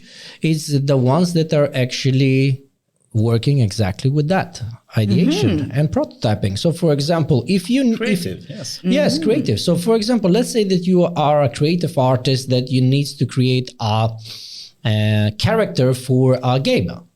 Right? It takes you maybe it's going to take you a day, maybe a week to create, a warrior with an axe, and then you can generate that in 30 seconds. Right? So then it comes the second step that basically you need to take that and now you need to redraw it in the tools that you have, but we will come there very quickly. So all the jobs that are right now just basically in that area, creative ideation, prototyping. I mean, look at it. Data innovation this year, I'm disclosing quite a lot, but we will start. The stage is built by Midjourney. I prompted the stage. You did it as an experiment. Yes. The full-on stage that we have invested millions in to build. Yes. The design of that is done by Midjourney. It does by Midjourney. Okay. And I will, cool. when we start, I'm going to present this. We will have at least 3 expo areas built or prototyped by Midjourney. So you just put like an open space, technology, white, blue, black, place for, computers and things like that. And then you do variation and you do it. And why should I pay an agency to do that for, 100,000 crowns where I can do it basically in 5 minutes? And I can choose whichever I want to. When I was doing a t-shirts for AI Podcast, I went to Fiverr. And the guy, basically, I paid $39 or etc., right? And he sent me some ideas. They were completely crap. So I sent it back. And then he did another one. And after 12 times, I think that he managed to do something, right? And if I put that in Midjourney, I would probably get that very quick and in much, much, much better quality. Now, the second part, so that is the ideation part. Now, you take that picture. Now, in order for you to print it, you need to make it printable. So now you need the technician who is actually can take that, what you have prompted, and then put it into a vector so you can actually print it. So those jobs will not disappear. So we will utilize generative AI within more and more within our ideation. We use it in a marketing, for example, like, hey, I don't like how my text looks like. Can you make it a little bit more call to action driven? It's amazing. right? So that part it is the opposite what you thought about like 10 years ago, what AI would first take over. You thought, that humans will always be the creative one, but it turned out to be the exact opposite. Correct. Yes. Right? Because if you look at it, how you create is actually hallucinating, right? So it's not a good word. There is a lot of discussion on LinkedIn about that AI is hallucinating, and I don't think also that is the right word. But but humans do that as well. But in general, it's wrong to give anthropomorphic characteristics to an AI. So yes, hallucinations exactly. is not the right word. Let's say the imagination that it produces. I think that is very similar to what we do, because it's creating image just from some kind of ideas. Like I want a butterfly that is looking. I mean, Emma, who is my youngest daughter, she's 8. So now I introduce her to Midjourney. She's utilizing every day because she can live up her dreams. Daddy, I had like idea about what I want to prompt today, and she's just basically playing around with it until she gets it. Right? It's utilizing your imagination in creating something. It's just a brush. It's a beautiful thing. So I don't think it's like negative but it's very similar to how we create. It's another brush. Yeah. And actually that makes super sense because it opened the door for people that have that kind of creativity, but exactly have limitations. Remember we discussed about it will open the door for new people that never were able to write properly. Exactly. People that never were able to draw properly. But they have that idea that sing imagine karaoke properly. That's me. You think an AI will transform my voice and make it sounds better? Because I think it sounds really good. When I sing, I'm like, ooh, it sounds really good, but I don't. I thought so as well, but then I heard, over the years, I sing horribly. Yeah, me too. But I think I'm more like, Yes. But anyway. No, but what do you think? By the way? Actually, what's your hypothesis on jobs? It was lawyers. Because they're paid to write a lot of bullshit, a lot of text. That doesn't make sense. Hallucination. Perfect. Yes. Yeah, but I don't think that is going to be because... how much money you pay a lawyer to just write for contract writing maybe, but you already have apps for that already, so you that is fine. No, but argumentative. Yeah, but lawyer needs to defend you in the law, in a court, right? Yeah, but it's not often you go to courts. That's not happening in Sweden. Normally, everything is in paper. You write like a thick thing. Yeah, but you know how many people write like a bullshit contracts and they get sued for it because they miss one word in it? Yeah, but that's what I will help you to do I don't think so. I think you're onto something. Evelina, she's into this kind of field. Anytime Evelina needs to come back and say, have you started with generative AI now in your But they had a startup which was basically generating, but it was before this. But of course, one of the challenges with law is, of course, that you cannot hallucinate, that you need to be able to reflect on the truth in terms of what are the cases. But all the cases are documented. So in generative AI, I can read all the cases that have been published and in theory, you could. No one can scan all different cases, but when AI can. I have another one because I was reading a very good article today about quants. And my best friend is a lawyer, so she will kill me when I say this. But I hope you're right, though, by the way, because I think we have too many lawyers in this world. So I think if we can reduce that need, it would actually be a good thing for everyone. So I hope you're right. I hope it too. It was a very great article today when they were testing actually AI versus a quant in trading.